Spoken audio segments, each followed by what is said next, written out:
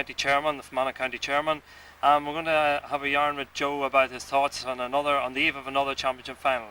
Joe, it has been an exciting year in the championship, some interesting games, and Enniskillen back in the final, and a new team in the final, Teemore. Your thoughts?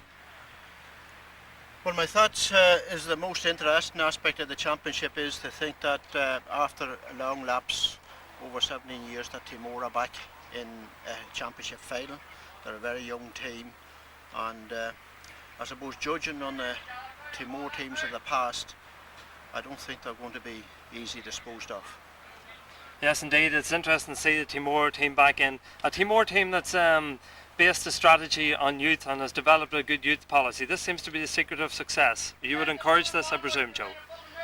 I think it's the only answer in the county, you know, with a lot of the clubs. In the past, Teemore have learned from sad experience by sticking or keeping playing people who are, you know, are advanced in years, but then they adopted a youth policy, and obviously it has paid off. And if we look at other clubs around the county who are working at youth level around the county, for instance Derry Gonley, they have reaped rewarding success.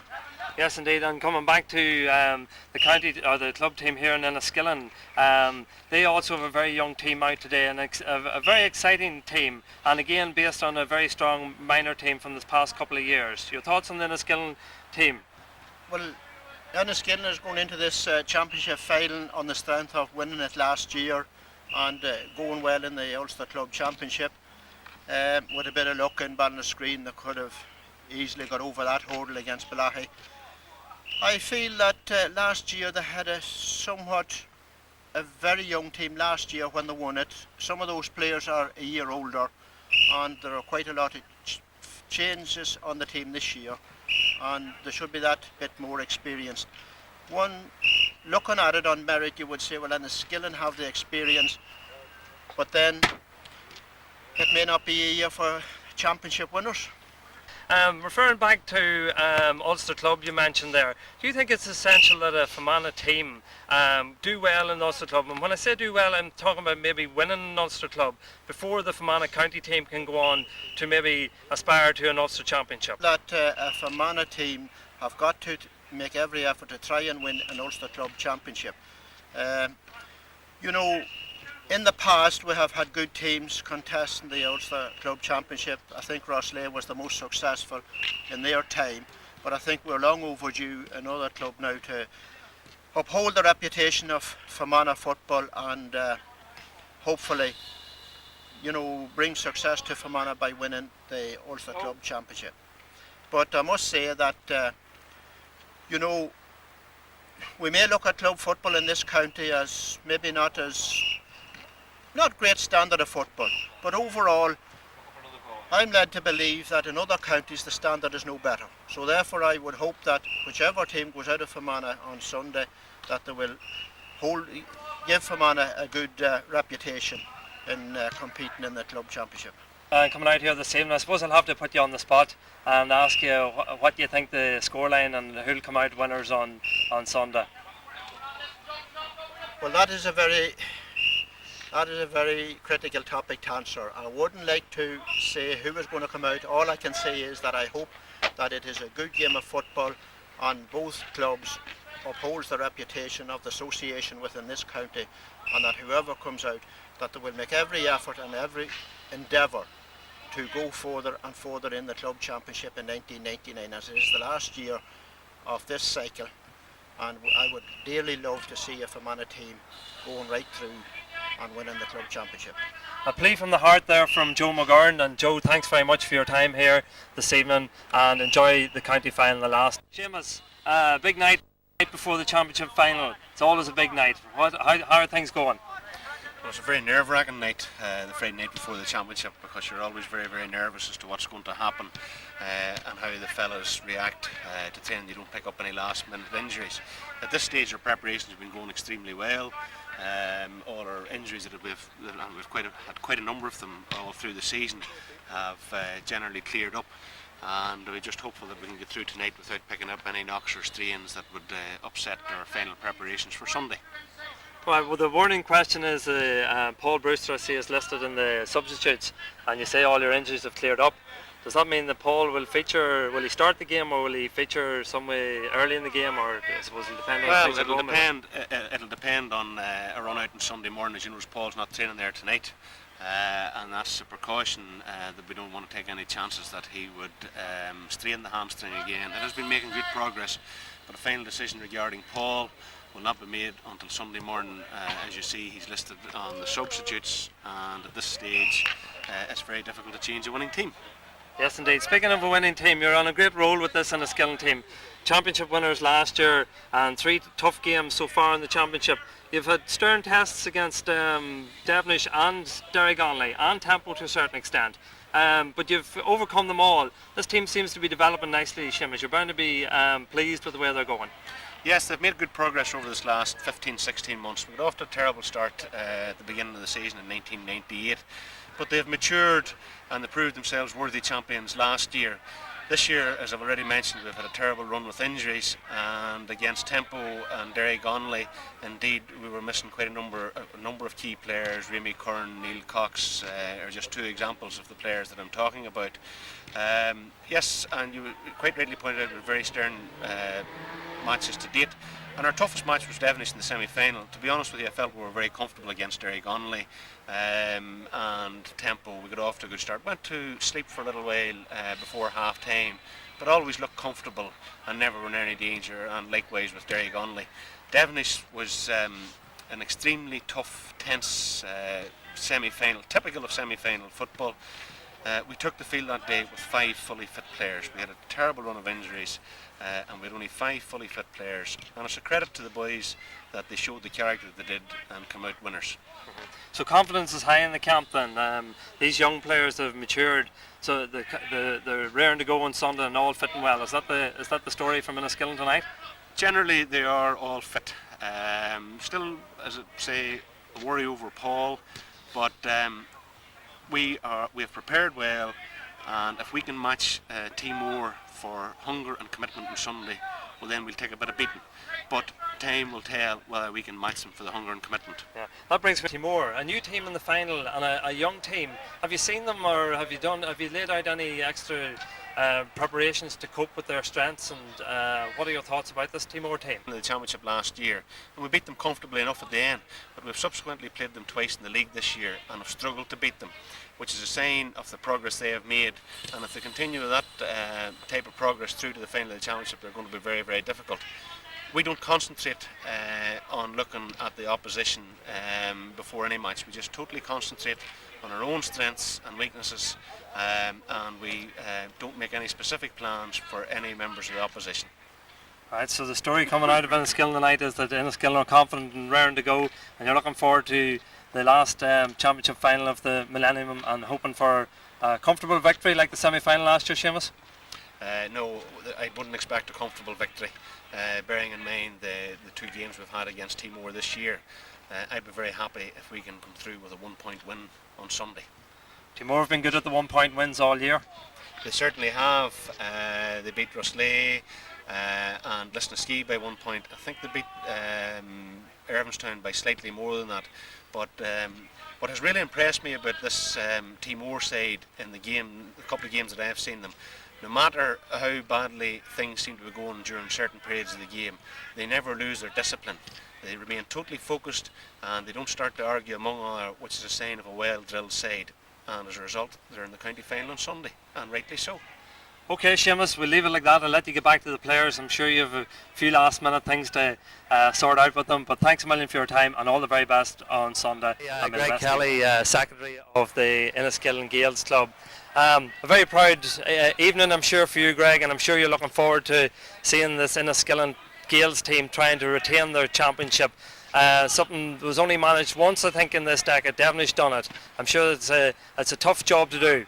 For maybe the first time in a number of years, which we did last year, and we've had a sprinkling of success over this last 20 years, you might say, but never in our history have we retained a championship back to back, with the exception, I suppose, of the first decade of the century, 1907 to 10, I think, when we were known as Enniskillen O'Neills, won 3 in a row there. But as Enniskillen Gaels, we have never in our history retained the smallish number of championships that we have won, and thankfully quite a few of them have been in recent years. And I suppose I have a bit of personal experience of this, having played in the 76 team, which went out in 77 then, hoping to do what we're hoping to do tomorrow, or on Sunday rather, and failed. Having beaten Sunday's opposition, Teemore, in the semi-final, I suppose maybe a bit of complacency set in and we thought we had it won, only to be beaten by Lisnaskea, who were bottom of Division 2 at the time, in the final of 77. And ironically, after I left, I don't know if there was any connection or not, but in 1978 we again won the championship. But there was that year, 77, in between where we failed to do so. So we're hoping on Sunday to make history for the club by retaining a championship, winning back-to-back championships. A very difficult thing to do, retaining championships there, and Greg has give us back the history of Enniskillen achieving that way back at the start of the century. As this is the last championship of the century, this Enniskillen team, I'm sure you'd be a very proud secretary to see this team. What do you think of this team in comparison with the teams of the 90s and even the teams that you played in the 70s? I know it's difficult to compare teams, so what are your thoughts on this team? It is, Jared. It's very difficult to compare teams of different eras, really. This team plays a much different brand of football than the sort that we played. The great combined football, modern day football you might say, and I feel that skill-wise anyway, they are a much better team than we were. Strength-wise, maybe, or determination, on a par, I would say. Not get into any more trouble than that. Very modest there of Greg. Last question on the opposition, Teemore. A new team to the final. It's exciting to see a new team coming through. Have you seen much of this Teemore team this season? Well, we played them twice in the league this season, Jared, and I must say, both at home here in Brewster Park and in the Mountain Road, we did struggle to overcome them. And they showed their pedigree, they showed a fierce determination to stay in the first division, which I think they will do. And they have, of course, a great championship tradition. That's right. And if you only look around some of the names, Quinns and Fitzpatricks and O'Reillys, they're all families that have a great football tradition in Teemore. And a lot of them are sons of fellas that I played against, and they have that tradition, and that'll definitely stand to them, and they'll not be easy opponents on Sunday. We have no doubts whatsoever about that. We are absolutely determined not to let ourselves down again, as we have done in the past maybe on this Sunday. But we know that Teemore will provide very, very worthy opposition, and if we're not on our toes, quite simply, we'll get beaten. Of how you see the game panning out on Sunday, and well, I hope it's a good game of football, and I hope you enjoy it. We'll talk to you probably after the match in Lisnaskea. Thanks, Greg. Captain of the Enniskillen Gaels team. Brendan, a lot of responsibility on your shoulders on Sunday, not only the last line of defence, but you're captain of the team. I'm sure you're looking forward to this challenge on Sunday. A lot. Since the semi-final, we couldn't wait for the game to come around. Couldn't have come soon enough for us. Possibly the wee layoff did help us with a couple of injuries and everything else. Now we have, probably for the first time since Ulster Club semi-final last year, we have a full panel fit, and hopefully we'll go out and do ourselves justice on Sunday. Confidence is high in the camp. I was talking to Seamus there, the team manager, and he says all injuries have cleared up. Your strengths this season, where would you rate your strengths being? I think where a lot of people thought we'd have been weak this year with losing people like Remy Curran and Neil Cox with bad broken wrists. Possibly our defence has been exceptional this year, particularly our cornerbacks, wing halfbacks have been very good, and one or two young fellas. I think in particular Kevin Gunn have been a revelation this year. Yeah, full back. Yeah, full back. He's risen to the challenge, throwing at him, and to be honest, I had my doubts at first of all, because I always thought of Kevin as a goalkeeper, but he's been immense this year. He's turned into one hell of a full back. I suppose he seen he couldn't displace you, even though you are getting on in years, Brendan, and then he turned into playing a wee bit of football out the field, and he has done exceptionally well. However, a lot of people are talking about this Teemore team, and they've came from nowhere basically. Would overconfidence be a factor on Sunday? I wouldn't think so. We've played 2 league games against Teemore, which have both been very tight-fought affairs. We played a league game against them here early in the year, which was very, very tight. They came, intending to put it up to the county champions. We then went and played them in Teemore, and I think I was involved that day in possibly the best game of club football has been played in Fermanagh, I would say, in 25 years. It was a very high scoring game. There was a lot of quality football and it was a big physical contest, and they were very unlucky that day. Possibly the quality of our forwards won the day for us in the end up, and I think possibly that could be the same thing could happen on Sunday. I'm sure you don't want to look past Sunday, but if you do get over this hurdle on Sunday, the Ulster Club would be something that I'm sure a man of your years, not to too fine a point on it, would be aiming towards. And as captain of the team, I'm sure you'd be gearing the younger players towards that. Well, it's something we have talked about. You can't say you haven't, but basically our main aim at the minute is to get out of this county, because there's many one has fallen at the last hurdle, and what we'll worry about for the time being is Teemore. We intend going out and doing our best on Sunday and winning the New York Gold Cup. That's all we're thinking about. Anything happens after that's a bonus, especially, as you say, at my time of life. Last question for you. The championship, I want to get back to saving a few shots in there. The championship final has been played in Lisnaskea this Sunday. Does that have any bearing on the match at all? I had nervous down about Teemore's success in it. We probably haven't played in it other than again Lisnaskea since last year, semi-final against Teemore. We're quite happy to play it in Lisnaskea. There's a lot made of us playing in Irvinstown. People are saying it's a better home pitch for us than Brewster Park is here, but we have no qualms about it. It's a good big open pitch. There'll be plenty of room for forwards to roam about. I don't think the pitch really matters an awful lot. It's your attitude on the day. Yeah, that'll probably be the what'll probably win or lose the game will be the attitude of both sets of players on the day. Will that be fair to say? I think it'll be all about who makes the best start. I think if we can get off to a good start and get our noses in front, we'll be very, very hard to stop. But again, if Teemore get the tails between their legs, I know Teemore best. Like, I made my debut 25 years ago maybe against them, and they always fight to the last man. Even when they're behind, they'll fight. But we intend giving them a good contest of it. Well, Brandon, thanks very much for your time, and needless to say, I wish you all the very best on Sunday.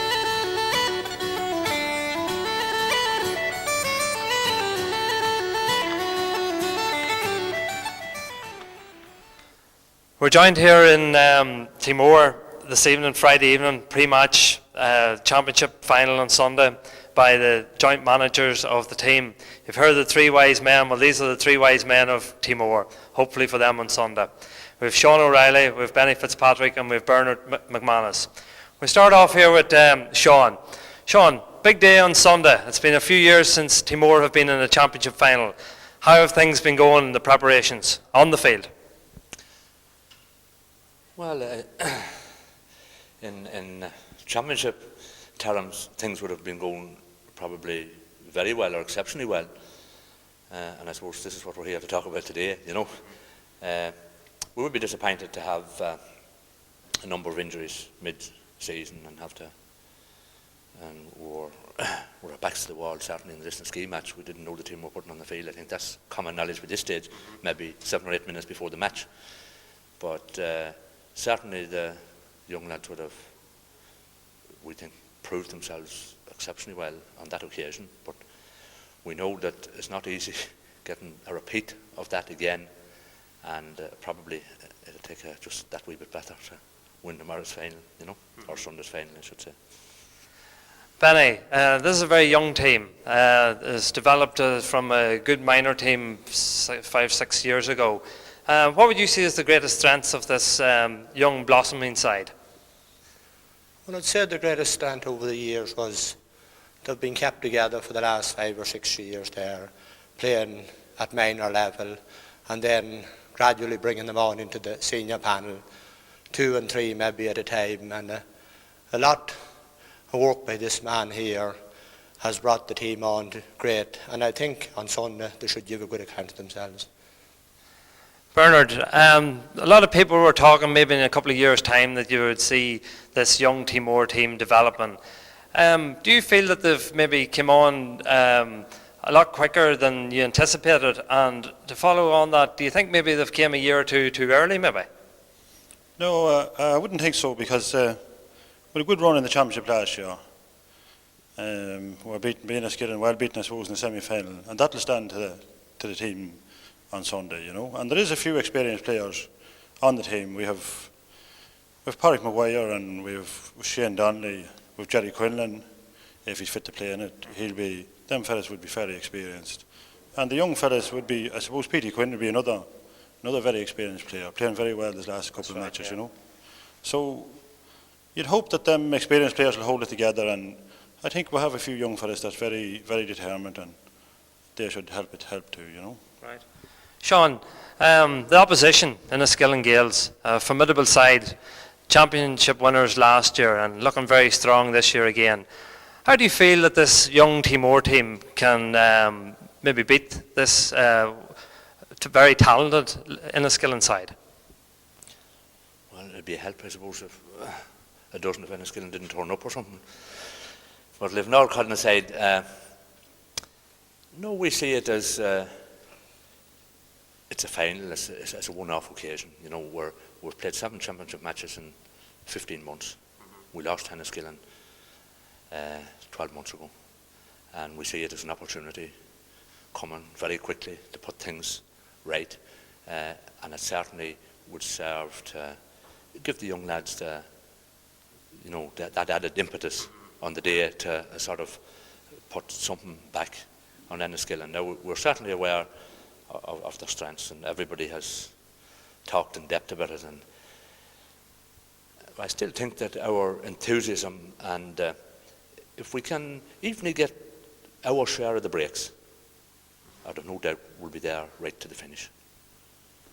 I'm fairly confident then, yeah? Well, I wouldn't. I'll be honest. I've played in, I don't know, many finals I've played in. I know we've won 5. You don't remember the ones you lose. You don't want to remember them, and some of them I remember them far too well. But I missed the point of your question. I'm saying how are you going to approach beating this talented Enniskillen team? What are you doing with your team this past couple of weeks to try and maybe stop the supply of ball getting into the forwards, into this fast full forward line that Enniskillen have? Is there anything in particular that you've been looking at? Well, certainly would be aware of the danger that lies deep in Enniskillen's forward line, but like everything else, the supply of ball doesn't arrive by chance to those players, and I think that the best form of defence sometimes would be to maybe work on how we could cut out some of that supply and accurate passing that sets up these, and Enniskillen, some of their players that they are dependent on are as young as ours, so we think if we can keep it tight enough for long enough, that the questions will be starting to maybe sink that bit deeper into their minds about what's going to happen before the end of the match. But we never was say overconfident going into any final, when we've won, I suppose, more than we lost, but we'd always been trying to temper things. But by the same token, we'd know our strengths, and we'd know our weaknesses. But in this case, with younger players, you try to just keep the thing as sort of it's another game. It's no different than any of the rest. There's no point in building young lads up into a sort of a tizzy about, That's right, yeah. I'll just ask Benny on that point. Has nerves been a factor with these young players, or some of them, as Bernard said, have experience, of county minors and some of them county seniors? But do you feel in their first championship final now on the eve of it, do you feel on the Friday evening now the nerves are starting to tingle a little? And what are you chaps doing to try and stop these nerves getting up? Well, naturally, every player is nervous. When I went out in my own first final in 1969, it'd be an underestimation to say that I wasn't nervous. But the minute you go out and that ball's through in, and you're being told by your managers what to do, you get in there and you stick to the job, which we have told them young fellas to do, and you forget completely, nerves completely goes into the back book. Completely, and I hope that'll settle the same, because Teemore is a tradition with this young team, the same as ourselves back in '69. So you would fancy your chances then, if you get a fairly good start on Sunday, that would be the key to the fact that it would be key to the match, maybe a good start. Good start would be a good key to it, but you always go out to fancy your chances, no matter what game you're playing. If it's only snooker or anything, you go out and you fancy your chances, you're always there to be bet. You have to have a wee bit of confidence, self-confidence. We are there to be bet. Bernard, last question for yourself. I'm just looking at a photograph behind me there in 1983 final, and I see the three men that are standing beside each other here, Sean and Benny and yourself. The three of you all played in that final. And I think it'd be fair to say that most neutrals wouldn't have given you a pup's chance, as the saying goes, on that day against a very highly rated and fancied Rosslea team. The same probably applies throughout the county this year. A lot of people are saying, oh well, Enniskillen, I've been there last year and they're maybe firm favourites. What are you three men bringing to this match on Sunday? Well, I suppose, as I said before, with a few experienced players there and with a few good young footballers, and I suppose tradition will stand for a lot in the end of the day, when the game's over Sunday, and that's why we'd be so confident. Plus, we know we have some fairly good young footballers, and like 1969, I wasn't around in 1969, but it could be the springboard now for another. I think it's going to be a springboard for another generation of Teemore football. Yeah, the secret will be keeping these players local and getting them working, whatever. And I suppose with the industry that's around us here, I suppose that's helped Teemore an awful lot. Yeah, most of these players will be walking around, and it's great to have the work for the players around, and it's great. It's great for a small area because we need to keep them. We have to keep our players. Enniskillen can put out 3 or 4 teams, but that can work against Enniskillen too.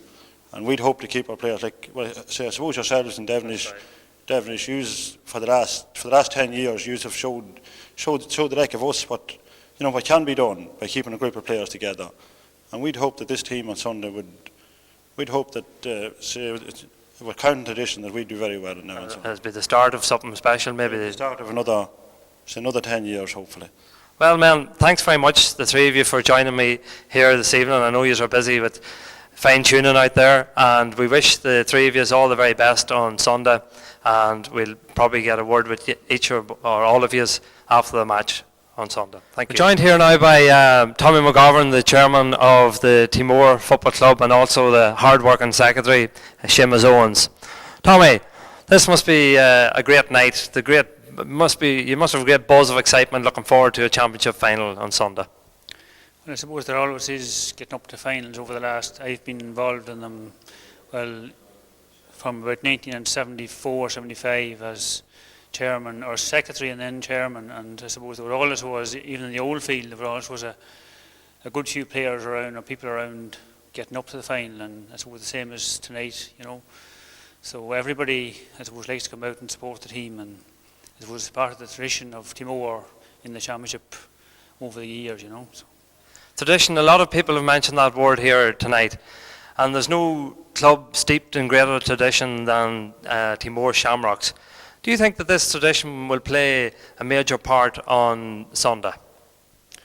I suppose tradition might be seen as being part of the thing on Sunday, but I suppose at the end of the day it's really down to the 15 on the field to win the game. Tradition might be okay. The people that are the onlookers, I suppose, might put more on the tradition part of it than the management and the players. It's basically has to be won by the 15 on the field and the team on the sideline. So tradition really, while it's okay, it really it's good to have. It's good to have, but at the same time, though, there's teams that have won it over the past number of years without any tradition.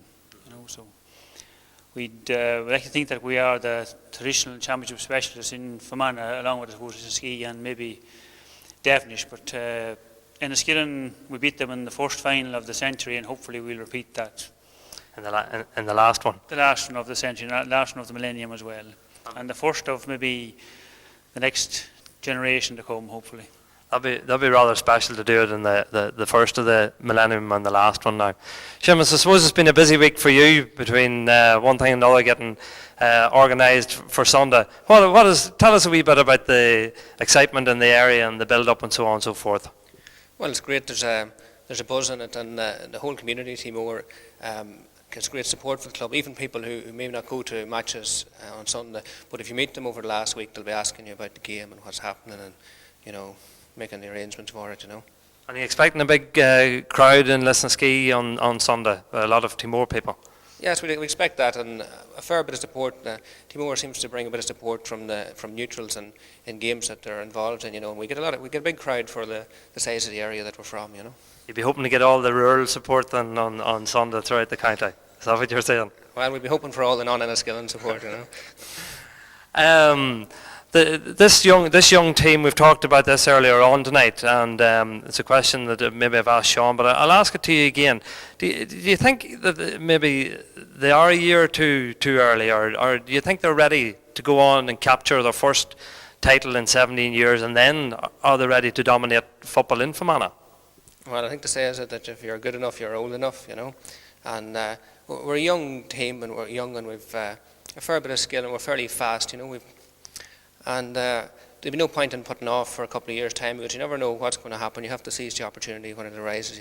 Whilst we're young, Sean already said that this is our 7th championship game in 15 months. We've only lost one of the last 6, so we're there as of right. So we're obviously good enough to be there because we are there, and so we just got to perform on the day now. I'm sure you wouldn't fancy another, well, you probably would fancy another 1-point victory. You'd take it here, but the nerves of all the Teemore people must be on a knife edge after a narrow 1-point victory over Lisnaskea, and then another narrow 1-point victory in the semi-final over Rosslea. 2 nerve-wracking games, Tommy. Would you like to go through them again? Well, as long as we come out with a 1-point victory, irrespective of what way it is, we don't really mind. And there's a lot talked about particularly the match against Rosslea, where people said it was a very, very poor game. And I'd always like to win a bad game than lose a good game. And if we win by 1 point on Sunday, be it maybe 1 point and no score, ourselves involved in the club and the general community will be more than happy. We have no problem at all with that. Yeah, any victory will do.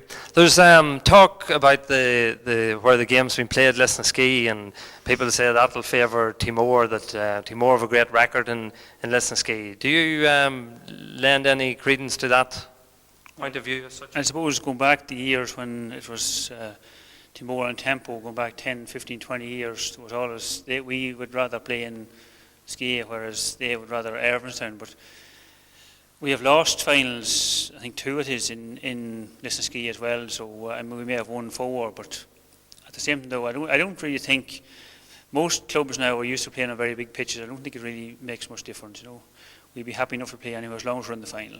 Yeah. And I'll give the last word to yourself, Seamus. This man behind me, Peter Quinn, must have had a great influence on this club. In a couple of words, can you tell me what a man like that there means to a small area like this? Well, it's a great honour. It's everybody that knows Peter and from the area, is tremendously proud that Teemore has had so many firsts. I mean, in Fermanagh as regards to GAA, and now we have another first, and it's great that one of our own people has gone to the very top of the association. And there's great pride with that. Yeah, and he's brought a lot. I can see when you look around and you see such facilities here, and you see the pitch and the floodlighting, and you see the stand and this complex we're in. I'm sure a lot of that, the brains behind that was probably this man on the wall behind us. A great inspiration, I presume.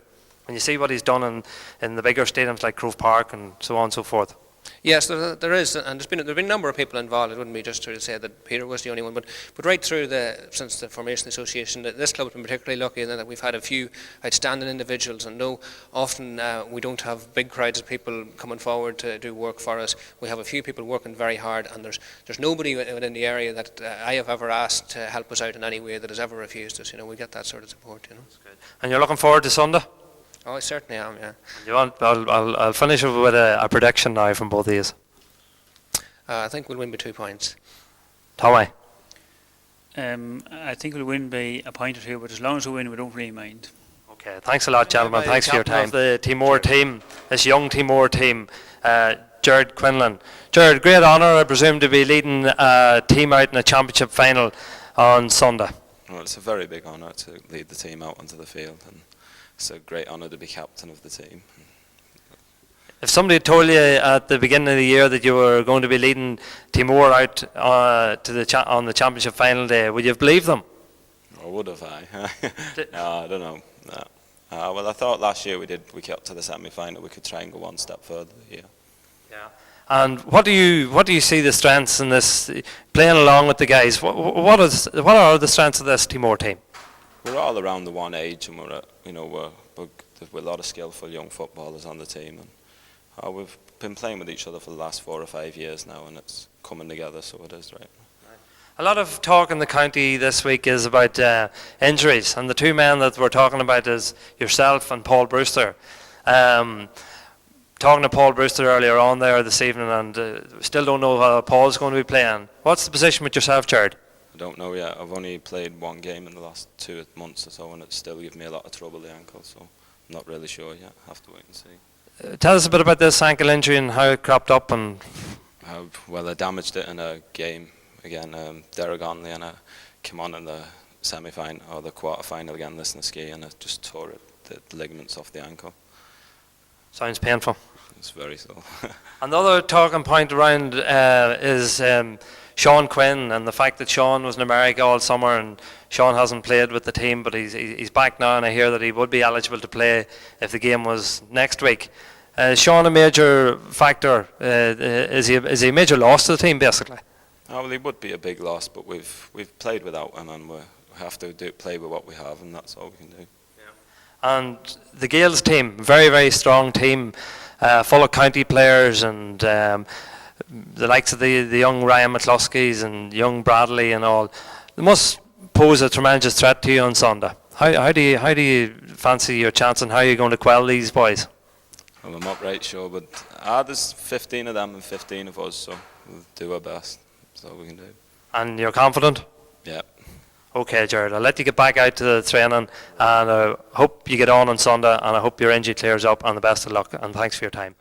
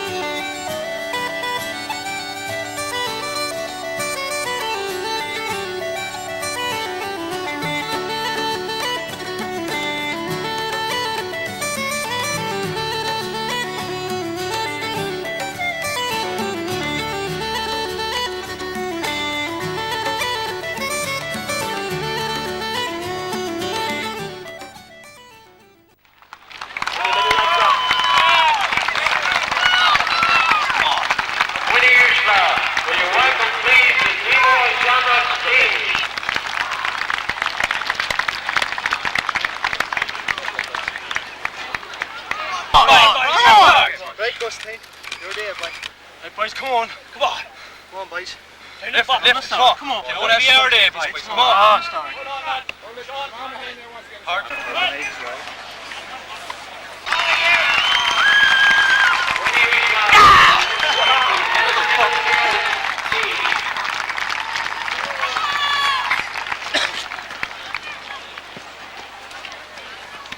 Fuck, lads. Everybody in here. On the backsides, on the top of the beer. Oh, boys, let's go, Right, boys. lads. Come on, lads. Now's the time, boys. Now's the time. That's it. Come on, gentlemen. Look around you, boys. Look at the crowd At the back. Any hammering? Ready to rock, lads. Let's go, Gaels. Let's start, lads.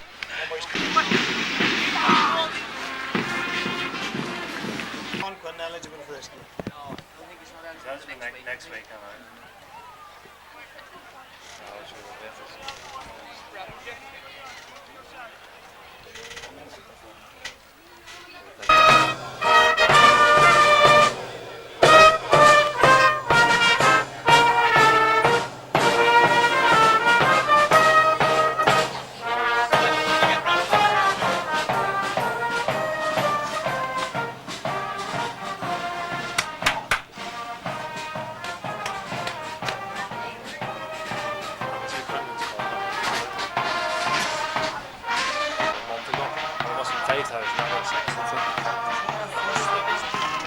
Well, welcome to the Fermanagh County Final of 1999, the last of the millennium, and what an occasion we have here in Park Lisnaskey.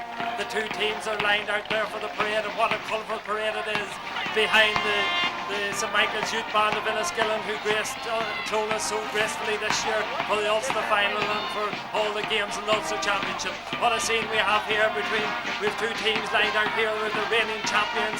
We have the men from Enniskillen, and they are in the yellow top and the blue shorts, and over to the left of them we have the men from Teemore, the underdogs here today, the famous green and white hoops from Teemore. Well, we're joined here in the commentary box by Pat King, Pat the Fermanagh manager, who knows all about Fermanagh football at this stage, having managed the team now for 3 years. Well, we'll have a word with Pat in a few moments' time, but first of all, we'll introduce the teams as we watch the parade going down the far side of the field in front of what we'll call a reasonable attendance here in Emma Park, Lisnaskea. Well, in goals for Enniskillen, we have Brendan Dourish. Brendan, the captain of the team, and one of the most experienced players on that team. The full back line reads as follows: Chris Murphy, number 2, Kevin Gunn, number 3, and Michael Lilly, number 4. Michael man of the match in the semi-final. Number 5 is Raymond Byrne, back from injury. Number 6 is Michael Farry, and number 7 is the rising young star of Ryan McCluskey. Number 8 is Tom Brewster, and number 9 is Pierce Fitzpatrick. But from what we hear, Pierce Fitzpatrick will start in the full forward line, and Paul Brewster will line out wearing number 16 in the middle of the field. That means that there's further moves in the forward line, and they are as follows: Ollie McShea is number 10, Ronan McCabe wearing number 14 will play centre half forward, and number 12 will be Simon Bradley. Number 13 will be Garrett Clark, and then, as I said, Theo Fitzpatrick, who's wearing number 9, will be playing full forward, and Colin Bradley will be wearing number 15.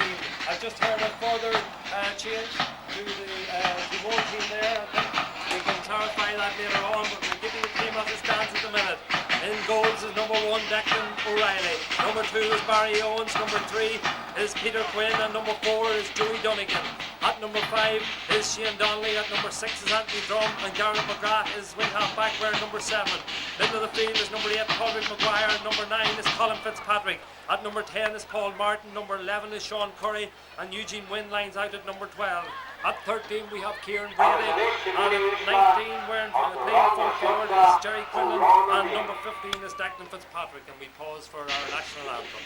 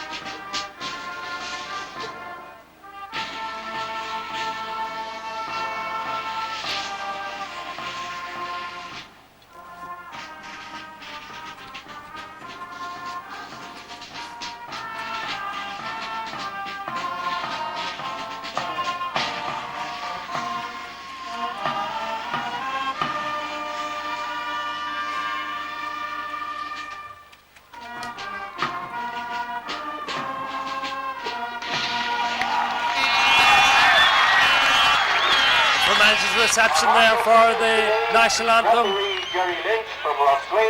as the St Michael's Youth Band leave the field. The man in the middle here today is Jerry Lynch, the man from Rosslea. Talking to Jerry before the match, and Jerry informs me that this is his third championship final. He has also won 3 championship medals, and I think he's played in probably about 7. So Jerry is no stranger to championship finals. We'll just try and confirm this other change on the Teemore team. As we watch the referee there, Jerry Lynch, we get a word of Pat King very soon. But the game is on here. The 1999 championship final is on between Enniskillen and Teemore, as Teemore on attack right away. But this time is swept up there by Chris Murphy. Murphy gets it out to Mickey Lilly. Lilly short pass there, finds Mickey Farry. Farry gives it to Kevin Gunn. Gunn loses the ball there, and the ball is picked up there by number 11, Sean Curry. Curry has it, and he's 40 metres out. Curry goes for a shot, but it's gone to the left and gone wide. And well, Teemore taking the initiative there. They're playing with a slight breeze advantage, but what a glorious day we have here at Emma Park. The sun is shining bright, and it's very warm and sultry. And how you see it panning out?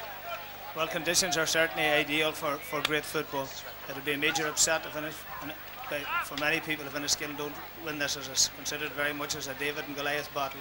When you look at the panel Enniskillen have on some of the players that are sitting in their dugout, they certainly have tremendous strength and depth.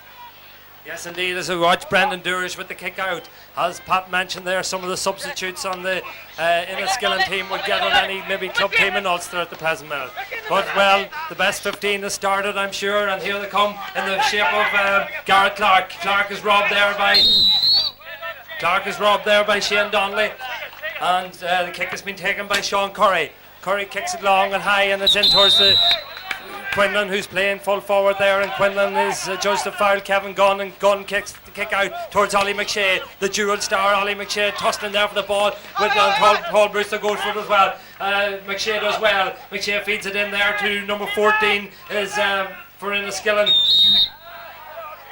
Number 14 for Enniskillen is Ronan McCabe, and McCabe, I think, yes indeed, he's playing centre half forward, I think, for Enniskillen. A lot of position switches on the teams. Pat will try and bring you up to date with them in a few moments' time as we watch the ball going in towards Pierce Fitzpatrick. Pierce gets it in there. Pierce pulls on it. Oh, and the ball is trickled past the goalkeeper.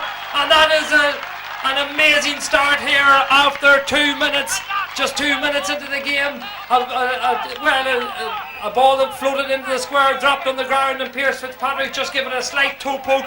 And Declan O'Reilly will be horrified when he looks at Teemore at this early stage. P. Fitzpatrick did not make any great contact with the ball, but unfortunately the goalkeeper was just caught unawares, and a very, very bad goal to concede.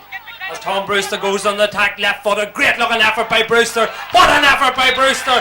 He must have been 35-40 metres out, and he was away over on the left hand side of the pitch, but he got his left foot on that one and he swung it over the bar, and this is a tremendous start by Enniskillen. Brewster with that point, and P.O. Fitzpatrick with a goal and a point. Important that Teemore would get a good start to this game, that they got a score on the board early. However, the opposite has happened, and Enniskillen have came out of the traps and all guns blazing, and they take the lead. 1 goal, a point, and no score as Teemore go on the attack. They look for Quinlan in there. Quinlan knocks it down there, but it's picked up by Mickey Lilly. Lilly gets it out to McCluskey. McCluskey down the sideline there, but a poor ball by Ryan McCluskey, and goes out over the sideline in front of the crowd over there, and it's a line ball for Teemore. It's 45 metres out, and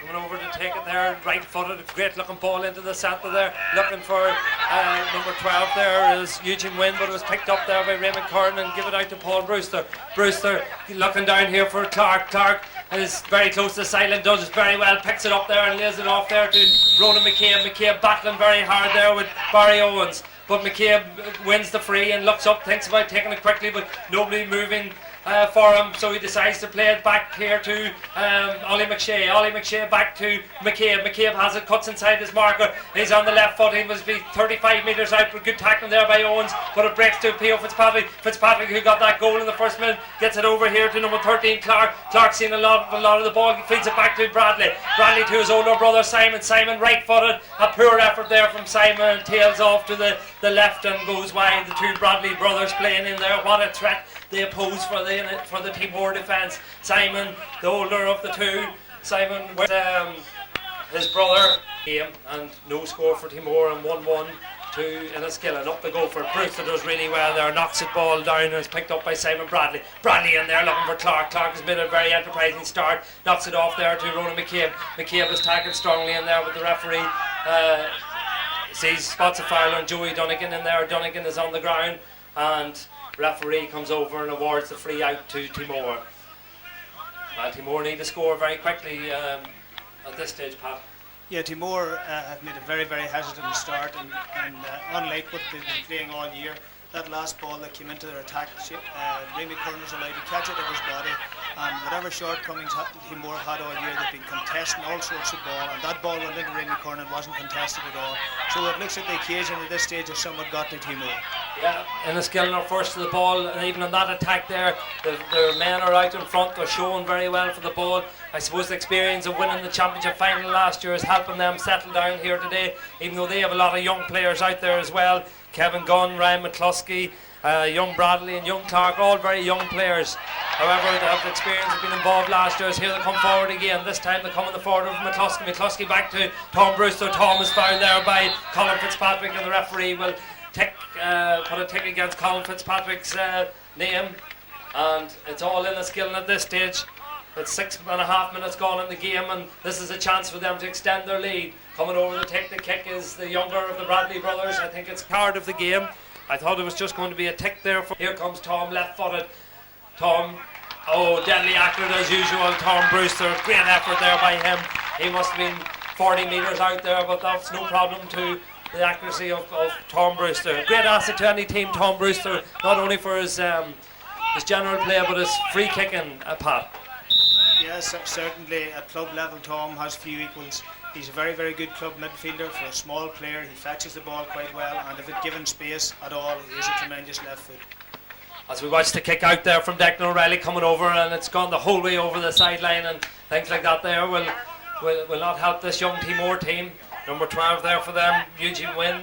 Just watch his head going down as that ball went over the line, but hopefully they'll be able to get back into this game as the ball is contested in there by the full back, Peter Quinn and Pio Fitzpatrick. Pio with number 9 in his back, but playing at full forward because of Paul Brewster's inclusion in the team. But this time Quinn does well, and Quinn wins the free and kicks it high and long over here towards Raymond Curran and Eugene Wynn. But this time the ball again goes over the sideline, and Raymond Curran just right down below us will take the kick. A new ball in his hand. I see it just marked there right below us. I see it marked 1999 Championship Final. As Ollie McShea has it, it's all in Enniskillen at this stage. Raymond Curran tries to pick up that ball, but Young Wynn does very well and gets the ball as the ball is pulled on there. And Paul Brewster and Eugene, very wise, comes over here and has a word. Ball is kicked long up the field here towards the push in the back there on number 15, Declan Fitzpatrick. And this is a free on the. Here he comes, kicks a right foot, high long ball in towards the centre, up the go for it, and again in Enniskillen are there for the breaking ball. And it's Raymond Curran. Raymond, who was out for a lot of the season with a broken hand, a very nasty injury, but Raymond recovered in time and play against Devonish in the semi-final. He gets it back there to Mickey Lilly. Mickey is tackled strongly there by Kieran Brady, and the referee awards the free to Enniskillen. At this stage, Pat, it's just one-way traffic. Teemore after that bad start are playing with no confidence at all. They're not taking any time with the ball. They're not trying to set the ball up to each other. And really something's going to happen for them. They need to get their confidence going. They need a good score, or need someone to settle them down at this stage. Yes, indeed, all the Enniskillen players are getting good touches and good feels for the ball. However, there's a mistake. I think it was Ollie McShea's ball across the field as pumped in along there towards Quinlan. Quinlan does well in this foul, and this is the opportunity that Teemore should take. This is an opportunity then for them to register their first score of the game. And it's another tick there, and I think it's for young Gunn, Kevin Gunn, one of the finds in this year's championship. He's fouled Quinlan, and this is a chance for number 15, Declan Fitzpatrick, to register the first score for Teemore in the championship final. And yes, indeed, it goes over the bar, and we look at the watch, and there's 10 minutes gone, and the score is 1 goal and 2 points to Enniskillen and 1 point to Teemore. Going and playing the football that we know they are capable of playing. Quarter final, they beat them by a point as well, and I think it was Brookburn maybe they beat earlier on in the championship. I'm not quite sure who that was, but anyway. They are here on merit to deserve their victory, and everybody's hoping that this will be a good, closely contested final. As Paul Brewster rises up for that ball, the power of this man is phenomenal. As he takes that ball, lays it back to Simon Bradley. A lot of experience in this team as well. Bradley has Sigerson medals, Brewster has Sigerson medals. As the ball goes in there, it's picked up by Peter Quinn. Peter comes out with very strong on the ball there. He's tackled by 2-3 Enniskillen players, and the referee Jerry Lynch right up the play awards that free out, and Quinn will take it himself. Quinn looking for movement up there, but Enniskillen backs are sticking very, very tight as the ball is in there towards the Declan Fitzpatrick. But again, the loose ball is picked up there by number 12 this time is Simon Bradley, I think it was, gives it over here. Great ball looking for Tom Brewster. Brewster has it. He's 30 metres out, looks up, looks at the post, and terrific effort there. Loud for the wind, loud the call, and that is majestic, Pat. That is a tremendous score there. That's his third score of the game, the third from Tom Brewster. That's 1 goal and 3 points to Enniskillen, and a point for... Goal in the half-back line that Tom Brewster was able to take the luxury of drifting forward, and he found himself in the perfect position for a left-footed player there with the breeze to curl that one over.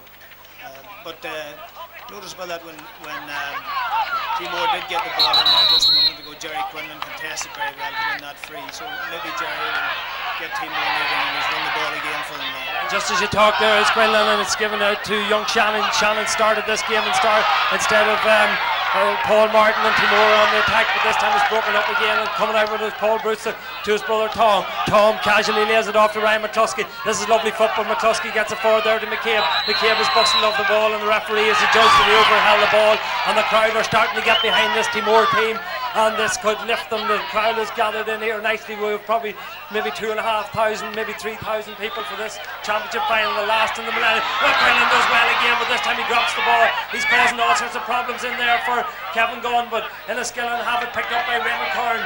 Raymond gives it out to Paul Brewster. No sign of the hamstring injury which kept Paul out of the semi-final. Gives the ball forward there to Mickey Farry. Mickey strides away there from his marker Sean Curry. Gets the ball forward to P.O. Fitzpatrick. P.O. to Simon Bradley. This is great football. Great ball in over the top looking for McCabe. The keeper is a little hesitant but decides to comfort. Picks it up well there. Declan O'Reilly left footed toe to hand. Looks up. Drives it high and long and out here down below us. But again it's picked up by Raymond Curran.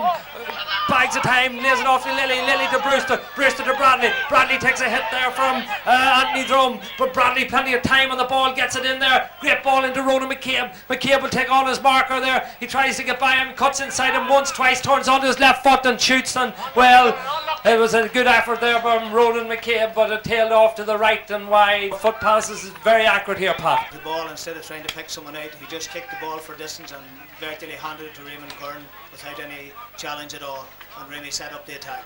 Enniskillen on top in the middle of the field. Paul Brewster and Tom doing very well out there, and there we have it again. It's picked up this time by Ryan McCluskey. Yes, number 7 was back. Ryan going forward. A great attacking half back. Gives it over to Ollie McShea. Ollie looking in there for young Bradley. Colin Bradley, and what a speed merchant he is. He's cutting in and goal. Here goes Bradley. Shoots, kicks, hits the upright and goes over the bar. And that's the first score of the game from Colin Bradley. At this stage of the game, Enniskillen are definitely coasting it. It's 1 goal and 4.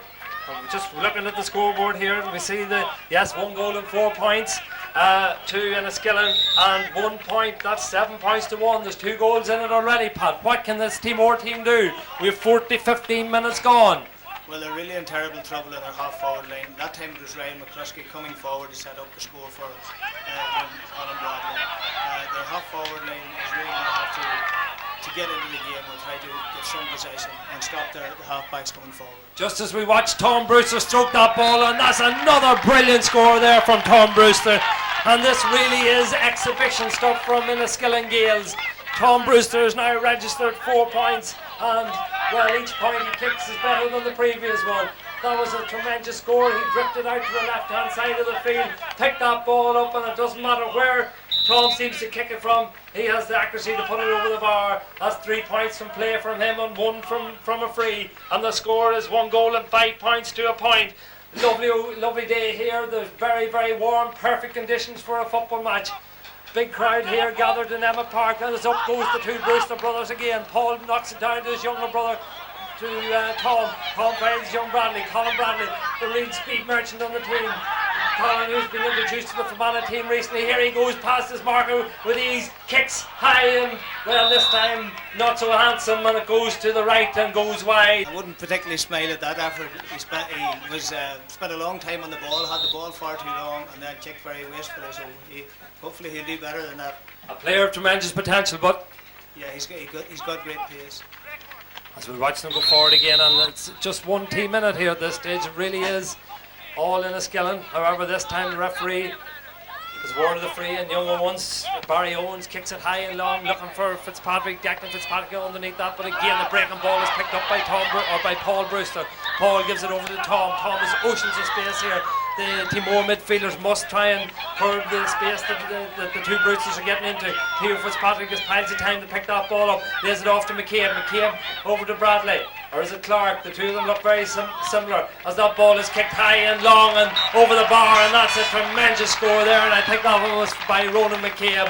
That ball was fed back out to him there, and McCabe turned, and he must have been all of 35 away from Enniskillen. They're really on top, as Pat had said, in the wing, the half-back line, and the two Brewsters are brilliant out in the middle of the field. Out it goes again. Maguire must get over to close, but as we watch, there's Brewster again. Paul this time gives it to Raymond Curran. This time it's blocked down by Shannon, but it comes to Ollie McShea, to young Clark, Garrett Clark, better known as Gaga. Gaga has it, gives it over there to number 5, Raymond Curran. Raymond joining the attack this time, no better man to go forward. Takes a good hit there by young Shannon. Darren Shannon puts the pressure on, but Ramey gets it over there to P.O. Fitzpatrick, but this time it's intercepted by young Quinn in the full back line, and he clears it out here, out in the middle of the field. This time it's flicked on by number 12, Eugene Wynn, but again, Enniskillen have it, and young Lilly has it. Michael Lilly gives it over to Mickey Farry. Farry has it. Farry, foot pass, right footed pass, very close to the end line. A poor pass there by Michael Farry, and the ball goes over the sideline, and going over the sideline kick is Anthony Drum. Anthony, centre half back for Teemore. This is a big occasion for Teemore. They haven't settled. They need another score in towards Quinlan and Fitzpatrick, but again, Enniskillen have it. It's Mickey Lilly, and Mickey's tackled heavily there, and well, young Jerry Quinlan getting agitated in there. But at the end of the day, the story is that Enniskillen are comprehensively leading this game. We're with the start that his charges have made to this game. Moved to Cookstown, his work has gone there, but he was encouraged to come back to take the Gaels team this year, and what a success he's made of them this year as we watch them try to retain the championship final, a feat that was last done by Devonish in 1989 and 1990, so back 10 years ago since that feat was achieved. Can this Enniskillen team do it? Well, they've made a very impressive start here to this game, and they're really on top in all sectors of the field. As we watch a foul in there by P.O. Fitzpatrick on, I think it was Joey Donegan in there, and the goalkeeper will come and he'll kick this left-footed Declan O'Reilly. He's a son of the manager Sean O'Reilly down there, the famous Sean O'Reilly, who played for Teemore. The last time Teemore were in the championship final was in 1983 when they came here to Lisnaskey and beat Rosslea, and Rosslea were at the peak of their talents in those days. As young Shannon is on the ball, Shannon gets it down there towards Quinlan. The two chaps were in 18 and 19 who came onto the team.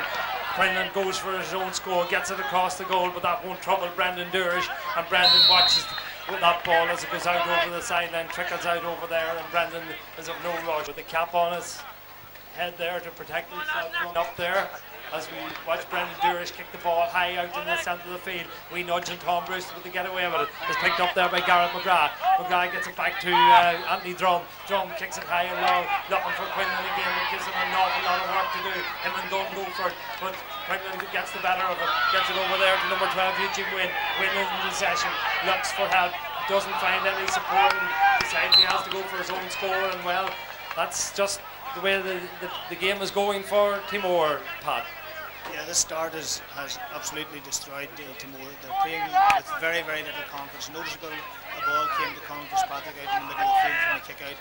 His marker had slipped behind him, yet instead of catching the ball uncontested, he punched it on. And the couple of efforts there that they had for scores, they showed no penetration at all. Jerry Quinlan is winning the ball, but the support is not taking the ball moving, and then they're kicking very much under pressure. And those last two attacks from as we watch Tom Brewster coming on the ball here again, and the difference between the two teams is that the forwards for Enniskillen have so much space and time on the ball, whereas Teemore don't. As we watch Paul Brewster go for a score, it comes back here to Colin Bradley. Bradley, a wee deft touch the outside of his foot there to young Clark. Clark cuts inside his man, kicks it right footed, and it just goes to the left and goes wide, and we look at the wides tally, and that's Enniskillen's third, whereas Teemore have two. The difference in these two teams, man, coming on and having a wee word with yes, he's coming on having a word of straw for Teemore. As we see Fitzpatrick, as I say, has been booked. It looks like the referee has no option but to send him to the line, and this really could be the end. Yes, indeed, the second yellow card has been shown, and this is total disaster for Teemore. I didn't see what happened, Pat, did you? No, I didn't see it. Something must have taken place behind the play. But whatever chance we've had of seeing a county final here now, that certainly has made an absolute farce of the occasion. Yes, indeed, that's tragic for Teemore. There's 23 minutes gone, and Teemore not only do they trail by 1 goal and 6 points to a point, but they also are now reduced to 14 men. And is there any way back for them? Well, the one thing that Teemore football or Teemore club are renowned for is their guts and their grit and their determination. Well, they'll need all of them today if they're going to do anything to get back into this game. We just watched, maybe there we'll pick up when there's a kick out, maybe who the spare man is going to be for Enniskillen. Probably be one of their half backs, I would say. Time will tell as we watch free kick here for Teemore. I think it's Sean Curry, the centre half forward, wearing number 11. He's on the 45-metre line. He'll take this out of his hand. Here he comes, right-footed. Good looking effort by Curry. It's in round the house in there. Fist of Byrne, picked up by Young Gun in there. Where number 3 gets it out to Brian McCluskey. McCluskey to Paul Brewster. Brewster in acres of space. Here he comes. Paul Brewster looking down the field, looking and finding Pierce Fitzpatrick, but number 2 Barry Owens does well there, gets his fist in there, and the ball goes out over the sideline, and it's a line ball at this stage. As we watch Tom Brewster there being fouled this time by Jerry Quinlan. Jerry's gone to the middle of the field at this stage, and it looks as if, yes, the full-back Kevin Gunn is the free man at this stage. Seamus Doyle calling Raymond Curran over the sideline here just below us, giving some instructions. Maybe advising Raymond that he should be the spare man, and what an asset he would be as a spare man. Loves to go forward as we watch Tom Brewster this time kick that free, and this time, believe it or not, Tom has put that one wide. We take it at the last minute and bring it to the right hand side as we look, and the office really spoiled this game. And yes, I think I'm right in the Raymond Curran has gone free man. We'll see time and time as Raymond slides for that ball, and that will be Teemore.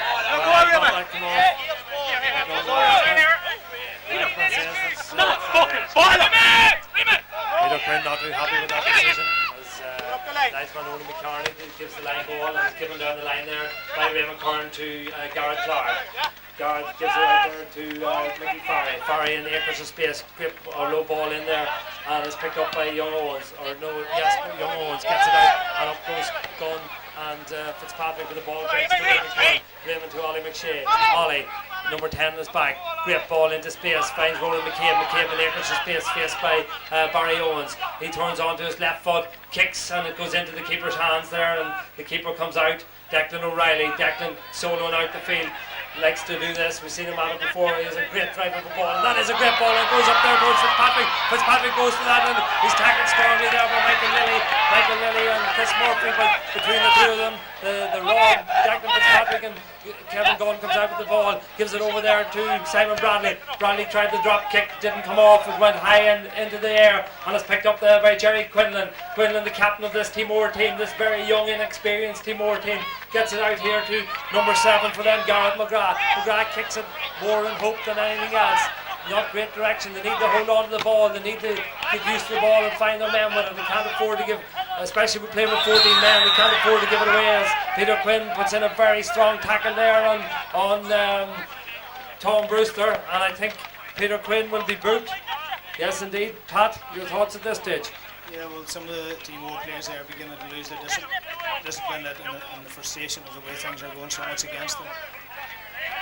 Yeah, Peter Quinn is booked there. Well, Peter, son of the famous Peter Quinn, the former president of the GAA. Peter is with us here today as he watches his son perform out there. Peter, who played for the great Teemore team in the 60s and 70s, who won a number of championships. Well, they'll have to pull out all the stops if they're going to win a championship today. As we watch Darren Shannon, who came on a very late replacement for Paul Martin. As we watch him feed the ball up the field there. And the referee is right there. Number 13, Kieran Brady, carried that ball too long, and the free will be taken by Paul Brewster. Paul and his brother Tom, both with the Ireland squad at the minute, training to see can they get their places for the trip for the compromise rules to Australia in October. As we watch Ollie McShea take a shot from, and that's a tremendous score there by Ollie McShea. Ollie was drifted over there from his right half forward position. He drifted over there to the left, picked that ball up fairly and squarely between the posts, and that in game, Pat, very one-sided. Yeah, it is. It's quite disappointing there, but breaking up by that superb score by Ollie McShane. Vintage Ollie, lovely. Yes, indeed. As we watch Tom Brewster get the ball in there, and this time, yes, it did look like a free there, foul on by Peter Fitzpatrick on Jerry Quinlan, and Quinlan in a rush to get the ball here, picks it up, and I think what Teemore have done, they've sent Jerry Quinlan to full back. He started full forward, he's now gone full back, and Peter Quinn has gone to the middle of the field. I think that's the changes they've made. We get Pat to maybe make a comment on them soon, but yes, Peter Quinn has picked up Paul Brewster and Quinlan has gone in full back. As we watch, I'm not sure, I was watching the movement in there, I'm not sure, it must have been a foul on one of the Teemore players, and the referee has awarded a free into Teemore. Pat, did you see what happened there? No, I didn't know. Just watching some of the positional switches. Jerry Quinn first came to the middle of the field, picked up Paul Brewster, and then moved on further back and switched with Peter Quinn coming out. And as a result of that, Peter then ended up getting big for his foul on Tom Brewster. Yes, indeed, as we watch Kieran Brady here. Kieran with a chance to register Teemore's second score. Oh, that just dropped over the bar. That's their second score, and well, a very muted response, I would say, by the Teemore follow-up. Everybody likes an underdog, and Teemore were definitely the underdogs going into this game. 7 points to Enniskillen, that's 10 to Teemore's 2 points, 8 points between the teams. Ball breaks in the middle of the field, and again Enniskillen are first to the ball, and the referee, Jerry Lynch from Rosslea, calls the game, calls for the ball, calls for half-time, and Enniskillen have a very comprehensive lead here, Pat, at half-time. Yeah, it's been really from that early mistake by Declan O'Reilly. It's been very much one-way traffic and all too easy for Enniskillen. They've had lots of time on the ball, able to pick out their men, and did get some quality scores. But as expected, for people coming to the county final, it's certainly very disappointing. Thank you, Pat. Well, we'll leave it here at half-time with Enniskillen going into the dressing rooms for their pep talk, and Teemore have it all to do in the second half. And it represents all those clubs in Fermanagh for the aim. That is the aim, that is the hope. That coaching says, the next Tuesday morning, 4 venues, 4 venues being Teemore, Enniskillen, and 4 venues aside. Get me right in. So you'll be able to identify them and the club they represent. Right, the man is starting off, but I just say this will also all of it going towards hopefully will go there for your development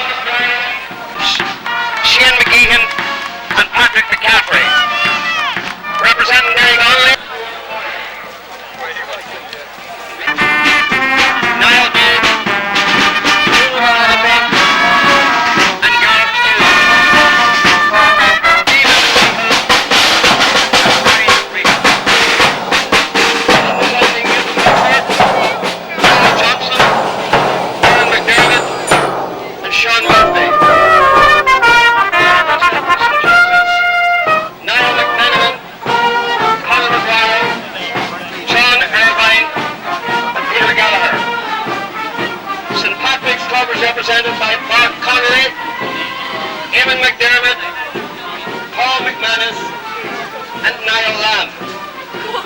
Teemore Club represented by Kieran O'Reilly, Hugh Brady and Ronan Drum. And finally, representing the Temple Club, Damien Kelly, Anthony Rice, Conor Foy.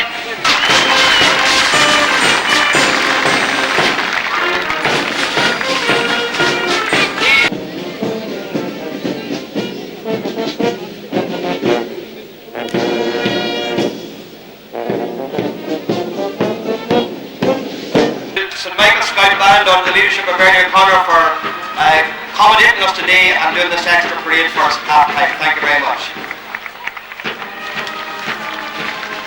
In the 100-pound draw, the Little Seamus development draw, is number 6 the clubhouse.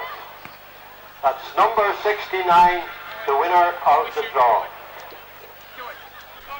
Welcome back for the second half here of the 1999 championship final as Jerry Lynch throws the ball in for the second half, the last championship of this decade, and as a matter of fact for this millennium, as the ball goes over the sideline or over towards the sideline here, Pio Fitzpatrick goes down to pick it up. He's tackled there by Quinlan, but Fitzpatrick does very well, cuts inside his man, goes for a shot, but this time it goes to, well, it's still in play over there. Ollie McShane chasing very hard for it. Has Ollie kept it in? Yes, indeed, I think he has, and he's played it very well. He's played it off one of the defenders there, and it goes out over the sideline, or out over the end line, and it's gone for a 45. Well, 1-7 to 2 points. Pat, is there any way back for this Teemore team? What can they do? Down to 14 men. No, it doesn't really look they're going to have any chance of getting back in this. The throw-in ball is very easy, steered down by Paul Brewster to Tom. Tom picked out Pio Fitzpatrick. And Pio Fitzpatrick turned very well, but unfortunately he undid all his good work by, instead of laying the ball back, shot badly across the goals. As the ball goes out to there into the centre of the field, and it's picked up there by Paddy Maguire. Maguire kicks it down, and a poor kick there, and goes out over the sideline, and well, Enniskillen are back in possession, this time with Michael Farry.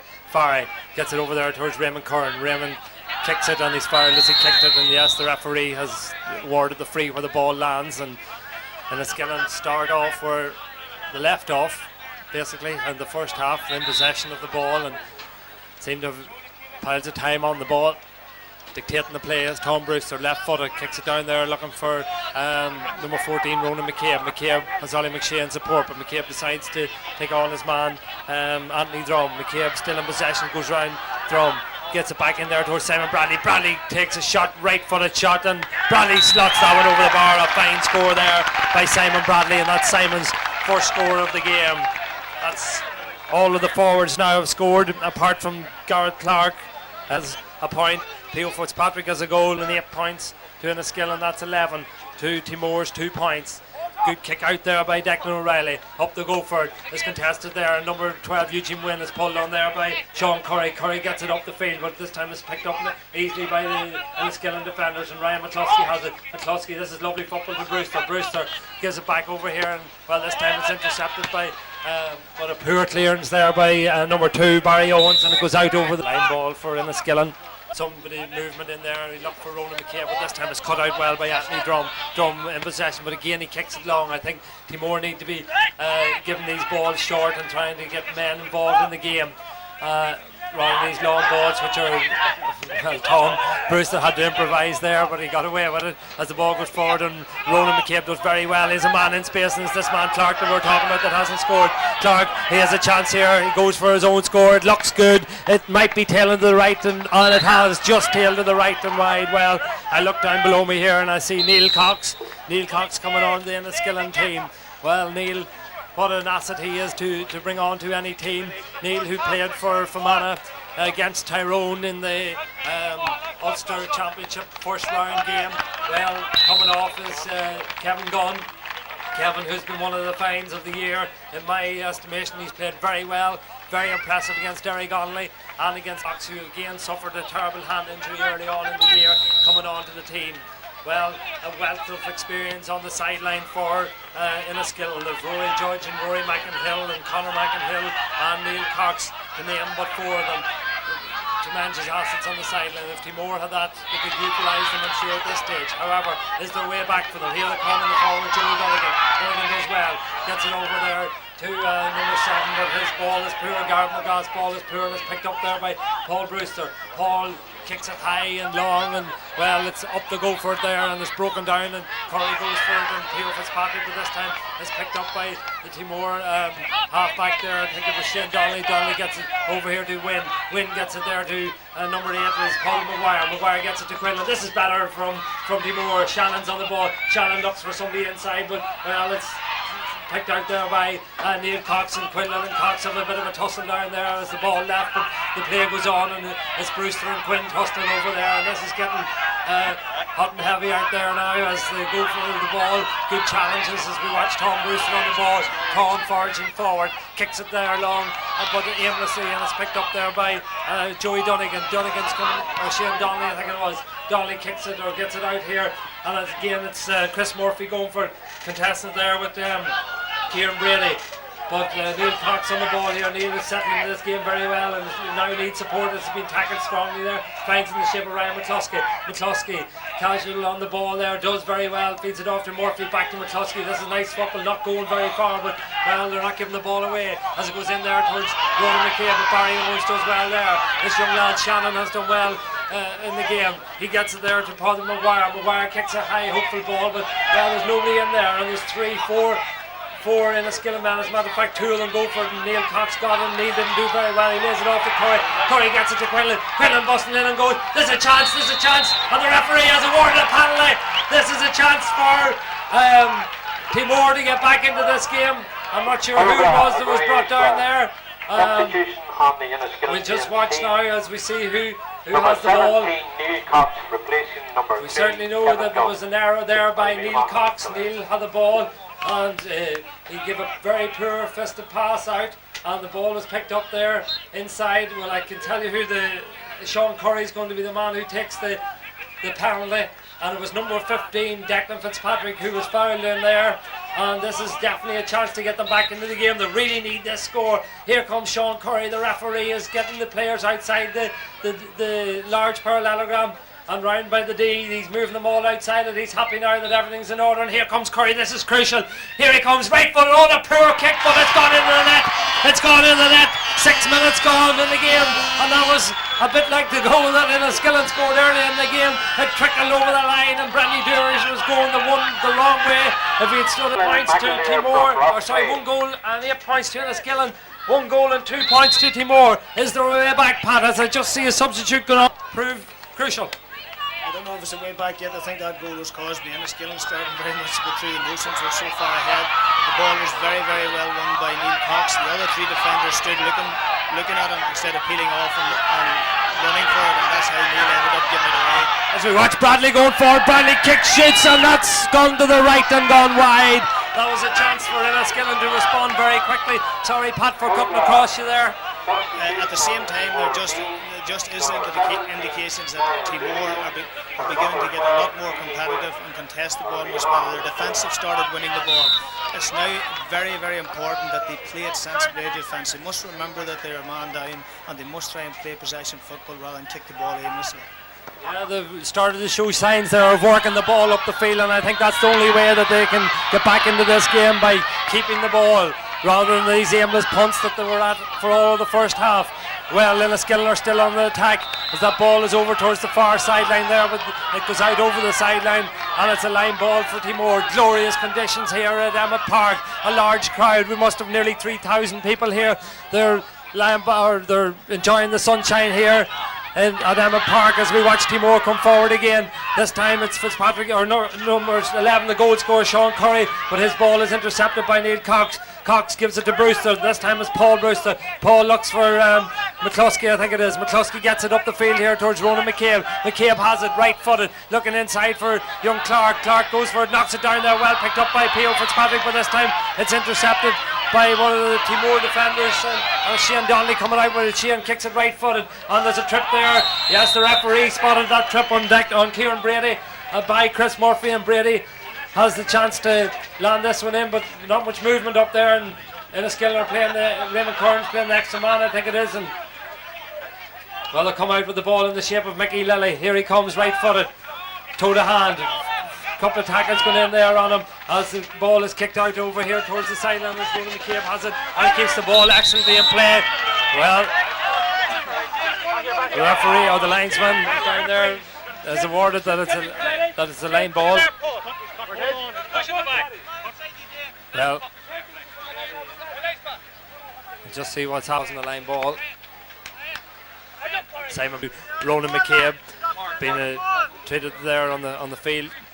We're looking to watch. There's 10 minutes gone, 20 minutes to go in the 1999 championship final.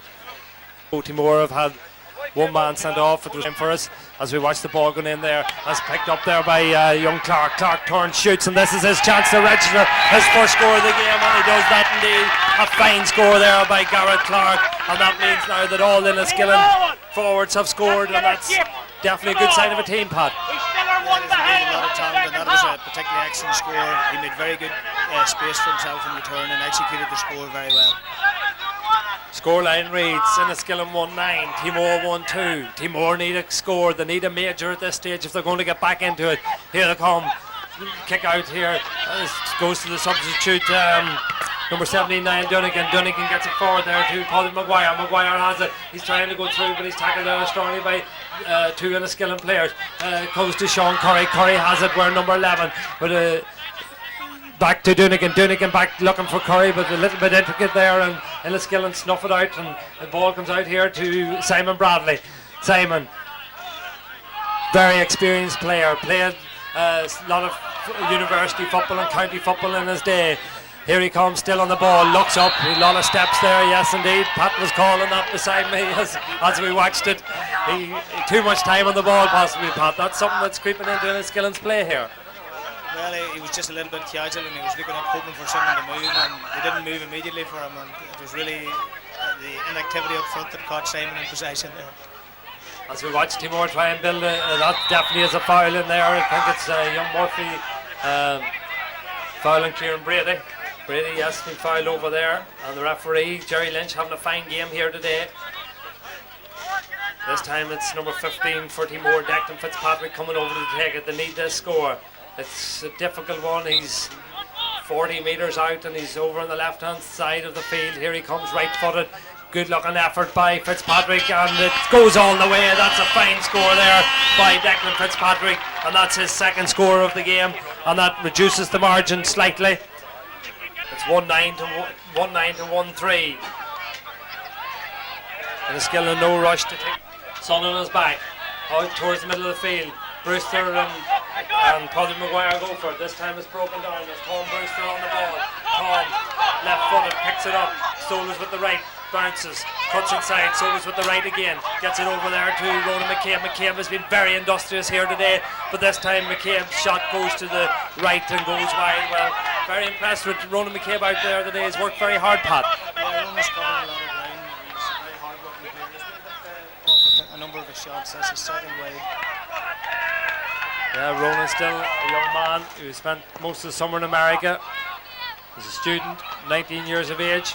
Here he is, going for this ball again, but this time it's picked up by Anthony Drum. Drum does well, gets it over here. Here he's on the ball again, gets it out here to number 79, Dunnigan. Dunnigan has it.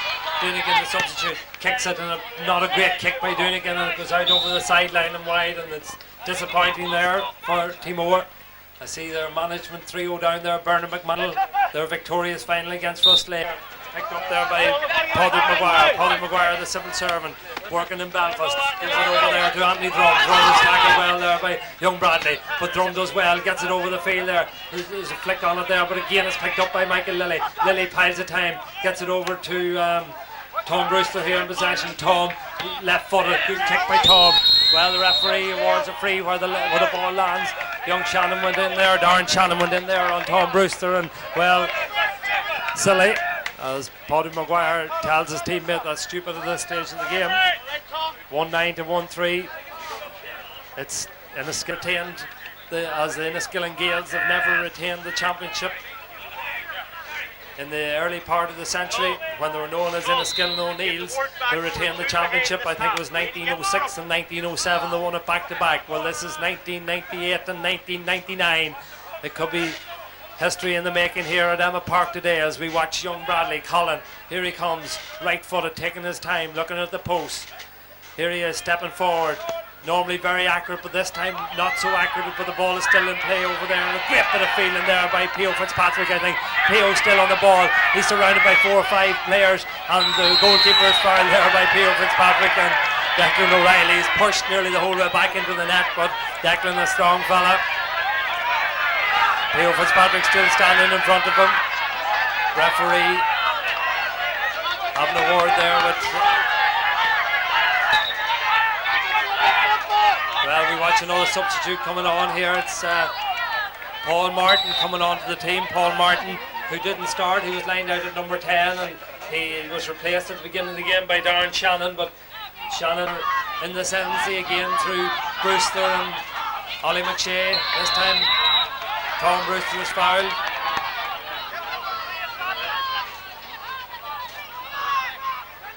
Referee, bit of a shoulder there incident, bit of a shoulder there between Brewster and Quinn, but this time it's Simon Bradley with the kick, and Simon's kick is a little bit wayward.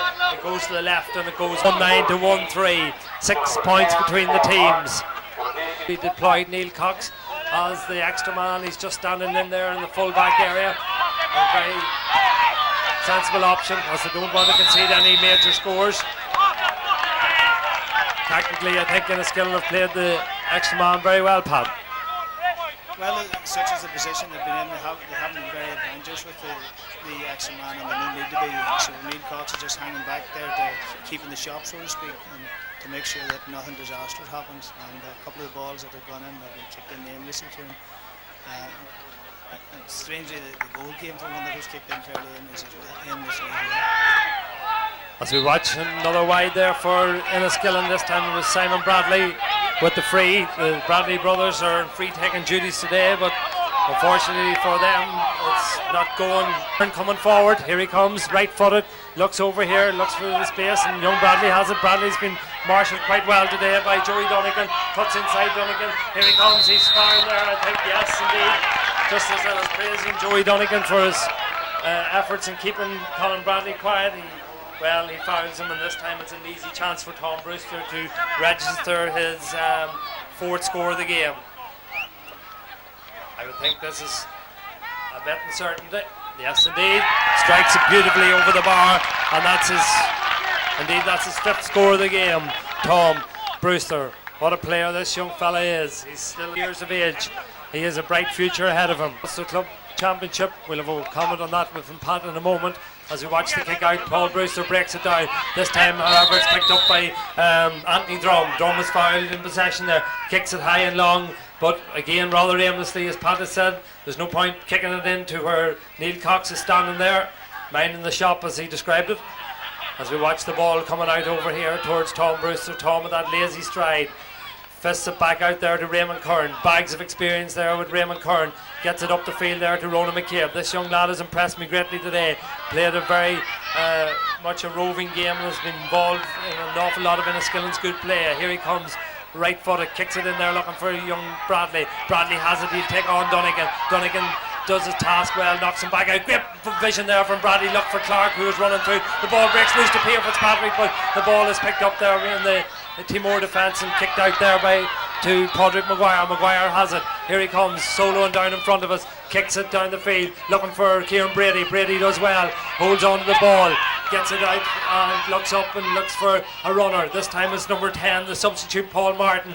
Paul, well, unfortunately for him, the ball beats him to the line and the ball goes over the line, and then Enniskillen take it very quickly. Raymond Curran has it. Raymond, here he is, toe to hand up the field, gives it up there to Chris Murphy. Chris loves to go forward, wearing number 2 on his back. Chris gives it up there to number 14, Ronan McCabe on the ball again. McCabe playing exceptionally well, kicks it high and long and in there, but this time it goes to the right and goes wide. Very impressed by Ronan McCabe here today, Pat. Yeah, very impressed with his work rate, but his kicking, there's another example of his kicking not all that it could be. And he's, I think he's recorded his third wide there. Yeah. Enniskillen, well, on top of most areas of the field at this stage. Probably a little bit casual, as Pat said, and they're making some basic mistakes. As we watch Sean Curry coming forward with the ball. Sean gets past Mickey Farry very easily, lays it off there to Kieran Brady. Brady should go for his point from here, and that's a terrible bad wide by Kieran Brady. That was a chance for a score, and well, it was one of the easier chances of the game, but really was a terrible setback for them. It was a tragedy for Teemore on the day. Glorious day here, glorious conditions for football. The first week in September. As we watch Enniskillen go forward in the shape of Farry. Farry gets it off to McCabe. McCabe, oceans of space. Still on the ball over there. Holding on to the ball, looking for support. Cuts inside his man.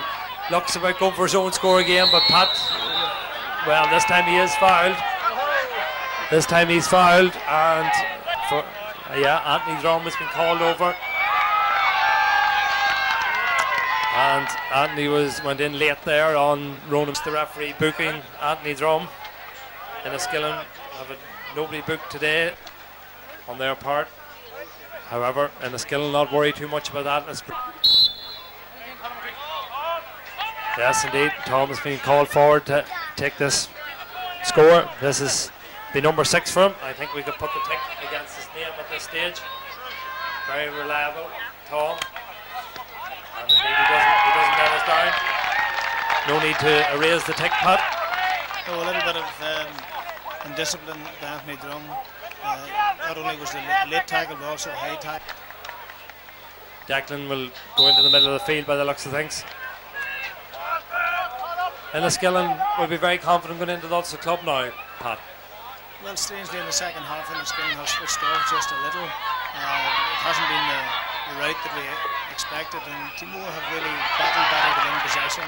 The problem has been their kicking has been too inaccurate for them to build up attacks with a man short. You really need to be able to move the ball accurately and keep possession with a man down, and Teemore have been unable to do that. But in fairness to them, they've battled extremely hard and are containing Enniskillen in the second half. Yeah, there's 8 points between the team. I think P.O. Fitzpatrick has departed the scene. Oh, hard tackle there just right below us is Jerry Quinlan and Rory McInhill. Quinlan wins the free. Ball's kicked forward there, and it's young Curry. Curry goes down, showing his strength. And the ball, he touched the ball on the ground, and Sean O'Reilly not very happy there.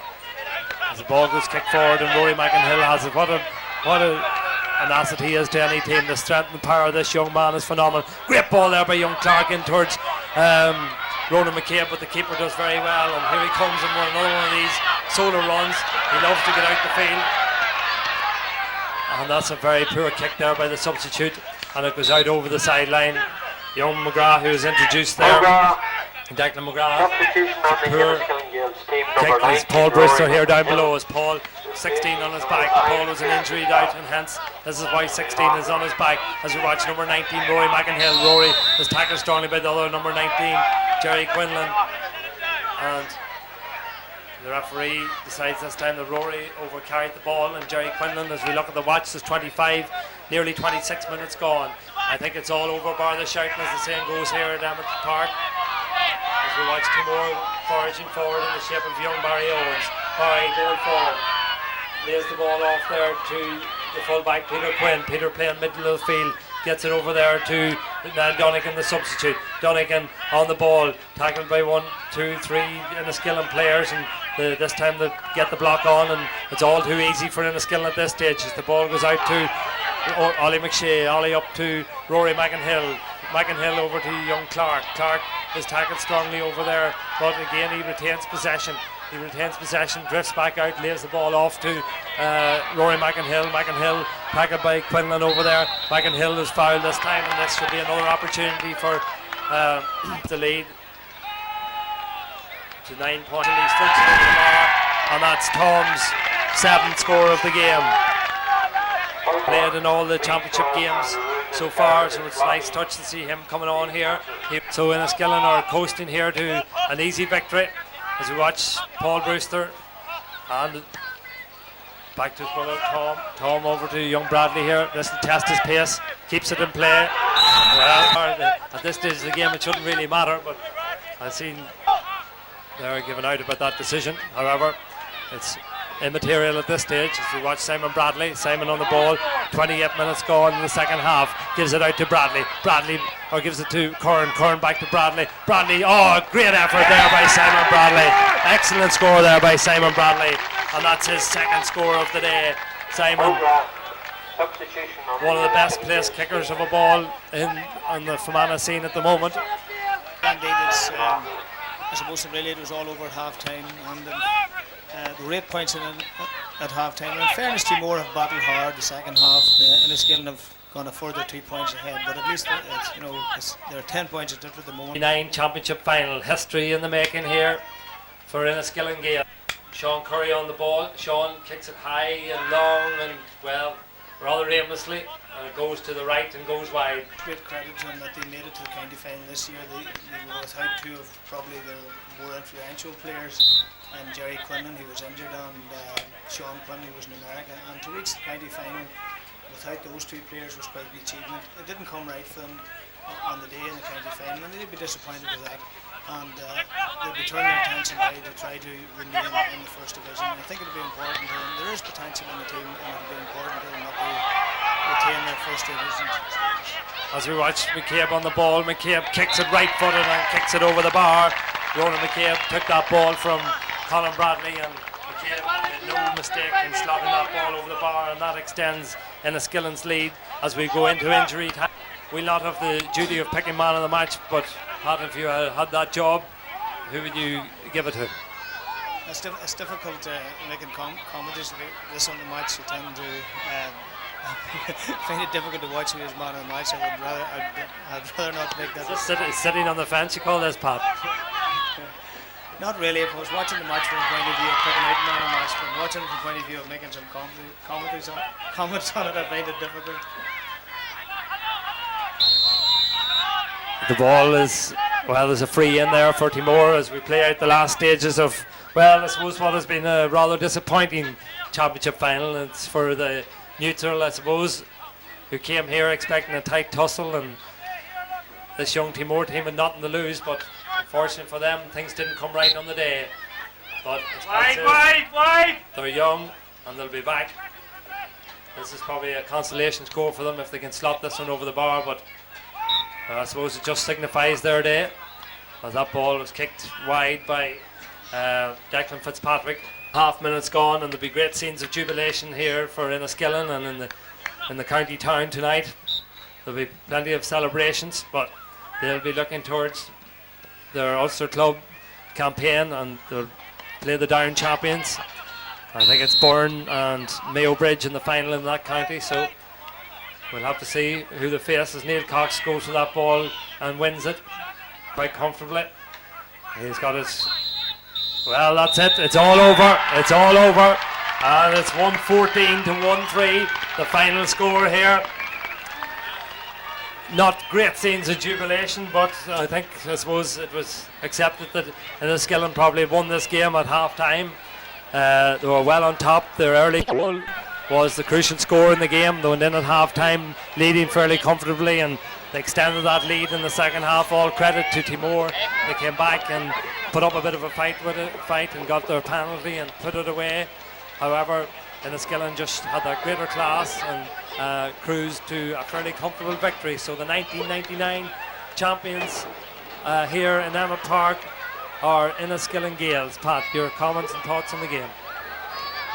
Well, I suppose from a neutral point of view and from a Teemore point of view, it's been very, very disappointing.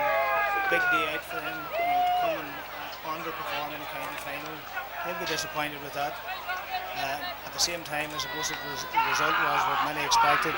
Many people expected Enniskillen would win the game comfortably, but it was a bit disappointing that it turned out that we had a game that wasn't really a spectacle that it might have been, and I suppose it all went wrong with that seeing that early goal. They seemed to knock the confidence out of Teemore. Team coming in like that, they needed things to go right from the start in order to have any chance at all. A rather muted response here at the end of the game, Pat. Is it the fact that they won it last year and they had it won maybe at half time? Yeah, you get the impression that Enniskillen realised they were going to be bringing the cup home. They don't seem to be really surprised that they've got it back, so maybe they took it all for granted. Yes, well, we'll go down here now and we'll join in the celebrations. We'll watch the trophy being presented by County Chairman Joe McGorn to Enniskillen Captain Brendan Durish, and then we'll have a chat with some of the leading figures in the game after the presentation. But for now, the final scoreline is Enniskillen 1-14 and Teemore 1-2, I think it was. No, I got that wrong, I think. We'll clarify that later on. 1-3, I think it was, yeah. We'll go down for the presentation. Congratulate Enniskillen Gaels on winning the half-sponsored New York Cup, the second year running that's here today.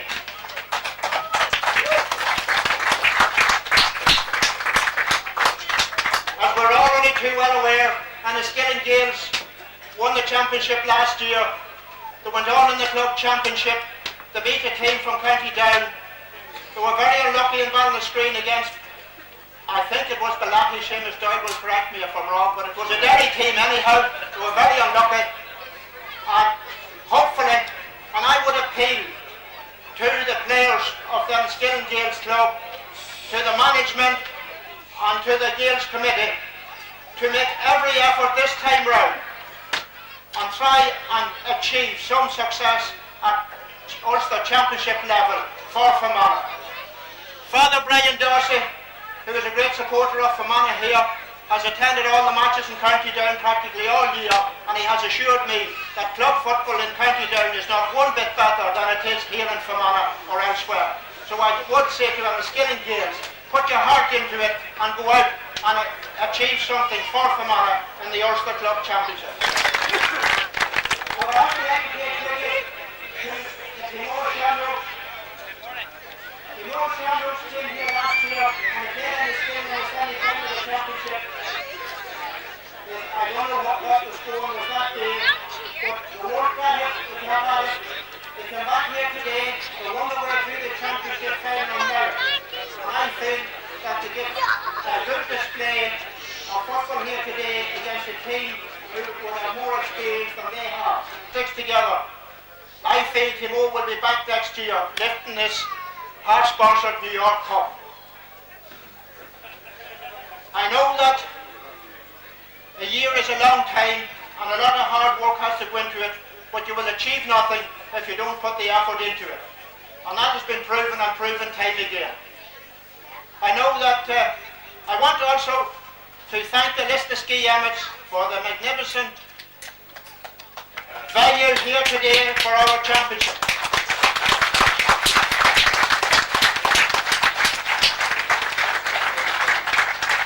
They worked tirelessly to have the venue in excellent condition, and I don't think anybody could disagree that it was spick and span. And I would thank the ladies who made the tea in there in the committee, because they are people who was never seen or never heard. So I thank the ladies for making the cup of tea for those who are privileged to get it. I would thank our referee, Jerry Lynch, and all the officials for doing an excellent job here today.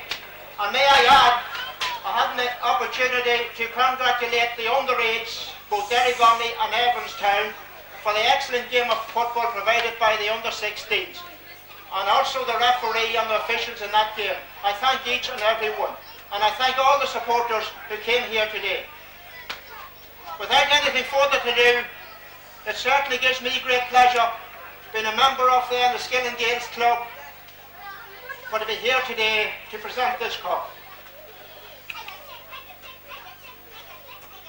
I would take this opportunity, excuse me. That of his son presents the trophy to Brandon Durs, a very proud Brandon Durs, and it's a very proud moment for County Chairman Joe McGowan, who made a tremendous speech there and congratulating all the participants today. And I'd like to congratulate Joe on a fine speech. Captain of the Enniskillen Gaels team now, Brandon. 15 years. On behalf of the Enniskillen Gaels Club, I would like to thank Teemore Shamrocks for the game today. They're very young, they're still very hungry, and they should try and keep that hunger and listen to the people in charge of them, because every day is a learning process. We went and played an Ulster Club Championship last year, and it was a learning process, and we've learned from it. You should take what you can from playing in the Championship this year, learn from it, and come back stronger next year. On behalf of Enniskillen Gaels, thanks very much, boys. 3 cheers! 3 cheers for Teemore Shamrocks! Hip hip! Hooray! Hip hip! Hooray! Hip hip! Hooray! I have a lot of people I have to thank, an awful lot. Sorry if I miss any of. First and foremost, I would like to thank our 2 team mentals, I don't think you should call them mentors, Seamus Doyle and Fabian Burns.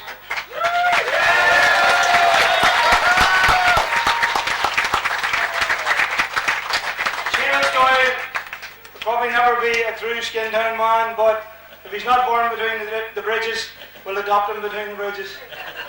And anybody who wants to buy a second-hand sap with big mileage on it, see Seamus later on. I'd also like to thank Fabian Burns.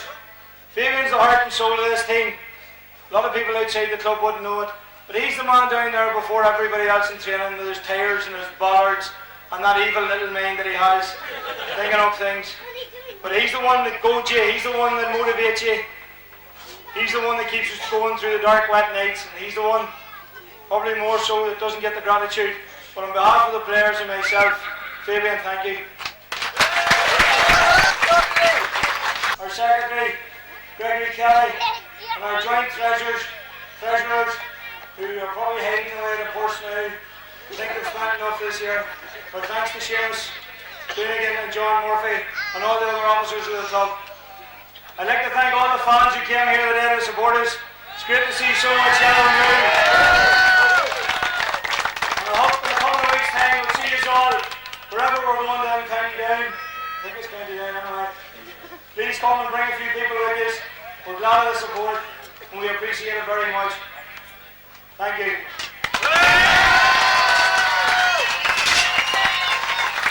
An excellent speech there from Brendan Durish, the oldest man on the Enniskillen team. He raised the cup aloft, a very proud Brendan Durish with the New York Cup, yes indeed. Congratulated there by PRO Peter Watson. We'll get a word with Brandy in a few. 1, 2, Ollie McShane.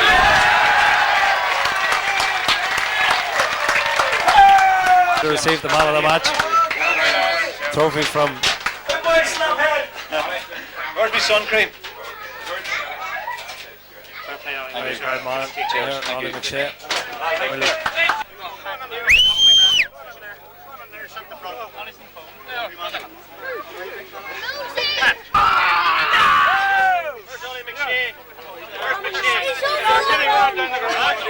Tell Ollie McShane we need him. John! Ollie! 99! 99!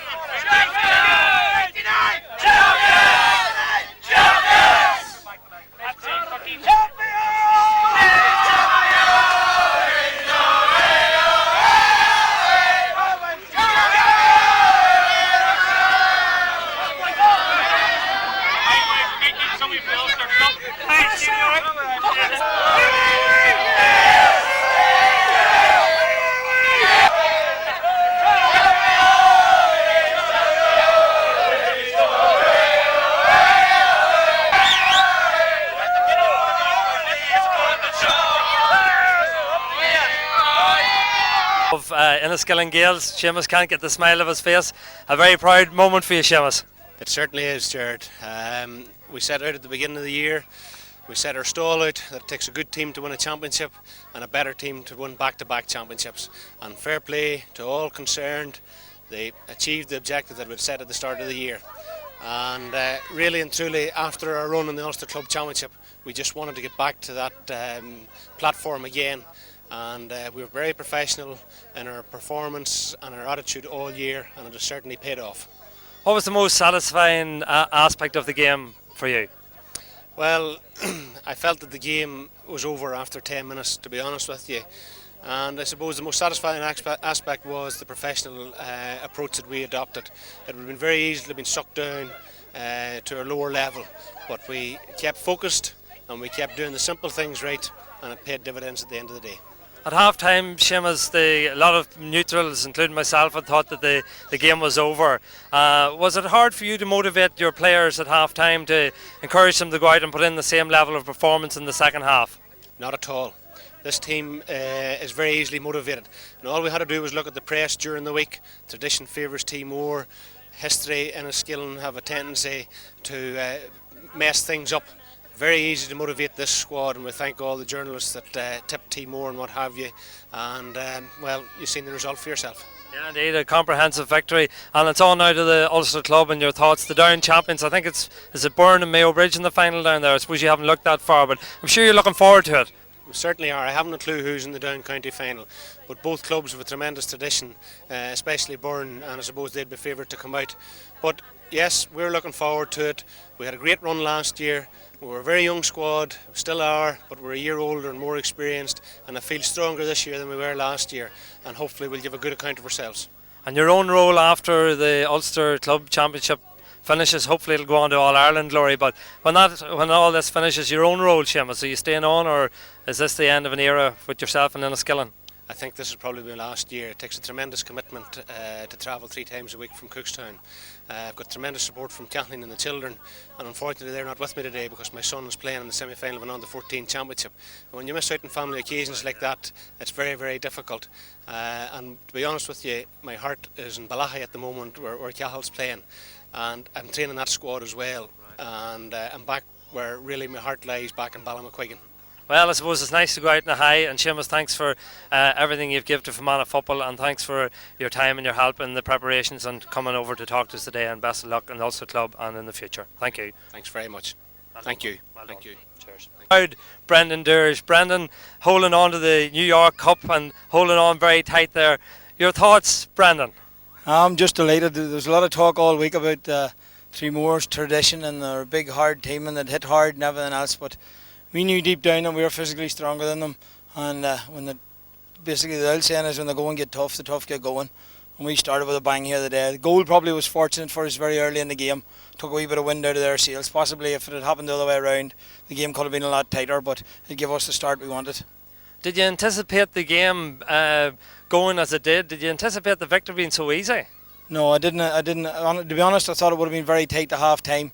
I thought it would have been nip and tuck for possibly that, but the feeling sort of the last 15-20 minutes of the game, our fitness and physical strength would have come through, but as it was, the game was completely different. In fact, it was very hard for us to get ourselves up for the second half. You know, we tried and used to do the usual things at half time, trying people to say we're starting with a clean sheet, try and score more than they do.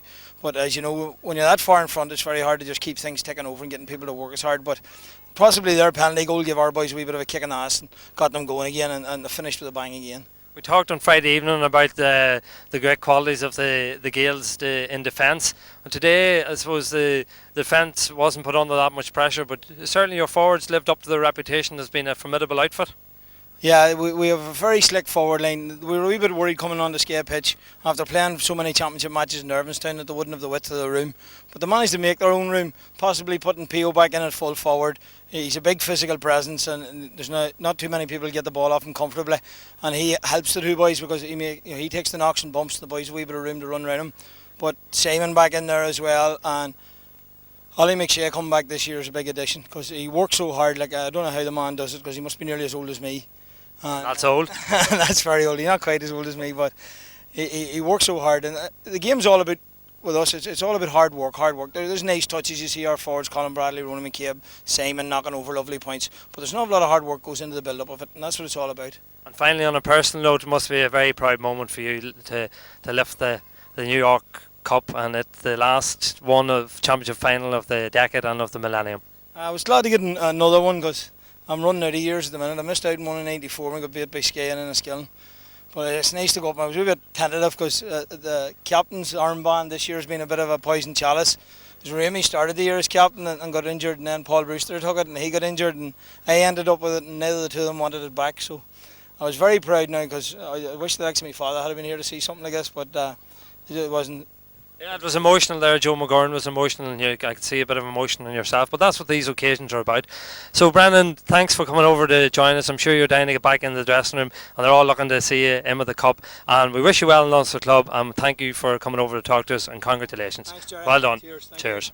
Joined here by Ollie McShea, a very happy and proud man as he holds on to his Man of the Match trophy. Ollie, when you went out there today, did you anticipate a performance like what you put in? No, I expected it. Well, I obviously expected it to be a great game. I think from a neutral's point of view, us getting the soft goal at the start, really spoiled it for Teemore. For Teemore to have any chance really today, they would have had to come out guns blazing in the first 10-15 minutes, to really build up their confidence. But it worked out the opposite way. Today was the first day I think that the Gaels were nearly at full strength. In earlier rounds in the championship, clubs like Darragonnelly and even Devonish fancied their chances because we had vital players missing. But this year the Gaels squad is such a great squad in depth that today, with such a strong squad, really the game was over at half time. Yeah, I suppose when you look on the sideline, you see the likes of Rory McInhill and Neil Cox and Young Fox and Conor McInhill, to name but 4 off the top of my head. It's a very formidable outfit, this Enniskillen team, and these boys are doing well to hold your places with that on the sideline. Yeah, well, that's true enough.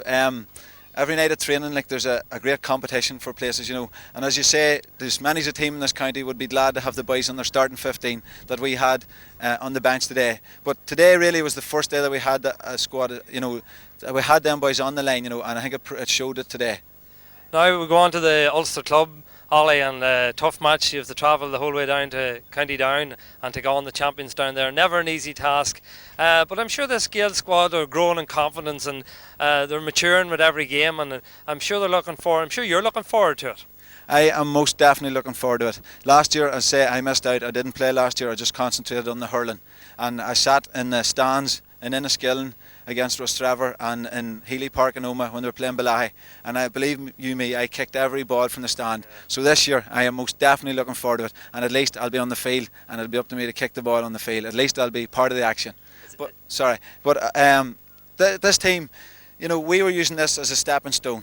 They're a great mixture of youth and experience, and all them young boys, they so enjoyed playing at the higher standard in the Ulster Club last year, and they felt that they acquitted themselves so well. And they, as I say, they wanted another run at it this year, and that's why they were determined to win back-to-back championships. Is that what brought you back into the fold? I know there was a lot of talk last year about you taking a year out from the football, and it was too much to concentrate on both codes. Are you glad you're back now, and are you back to stay, or what's your own personal position?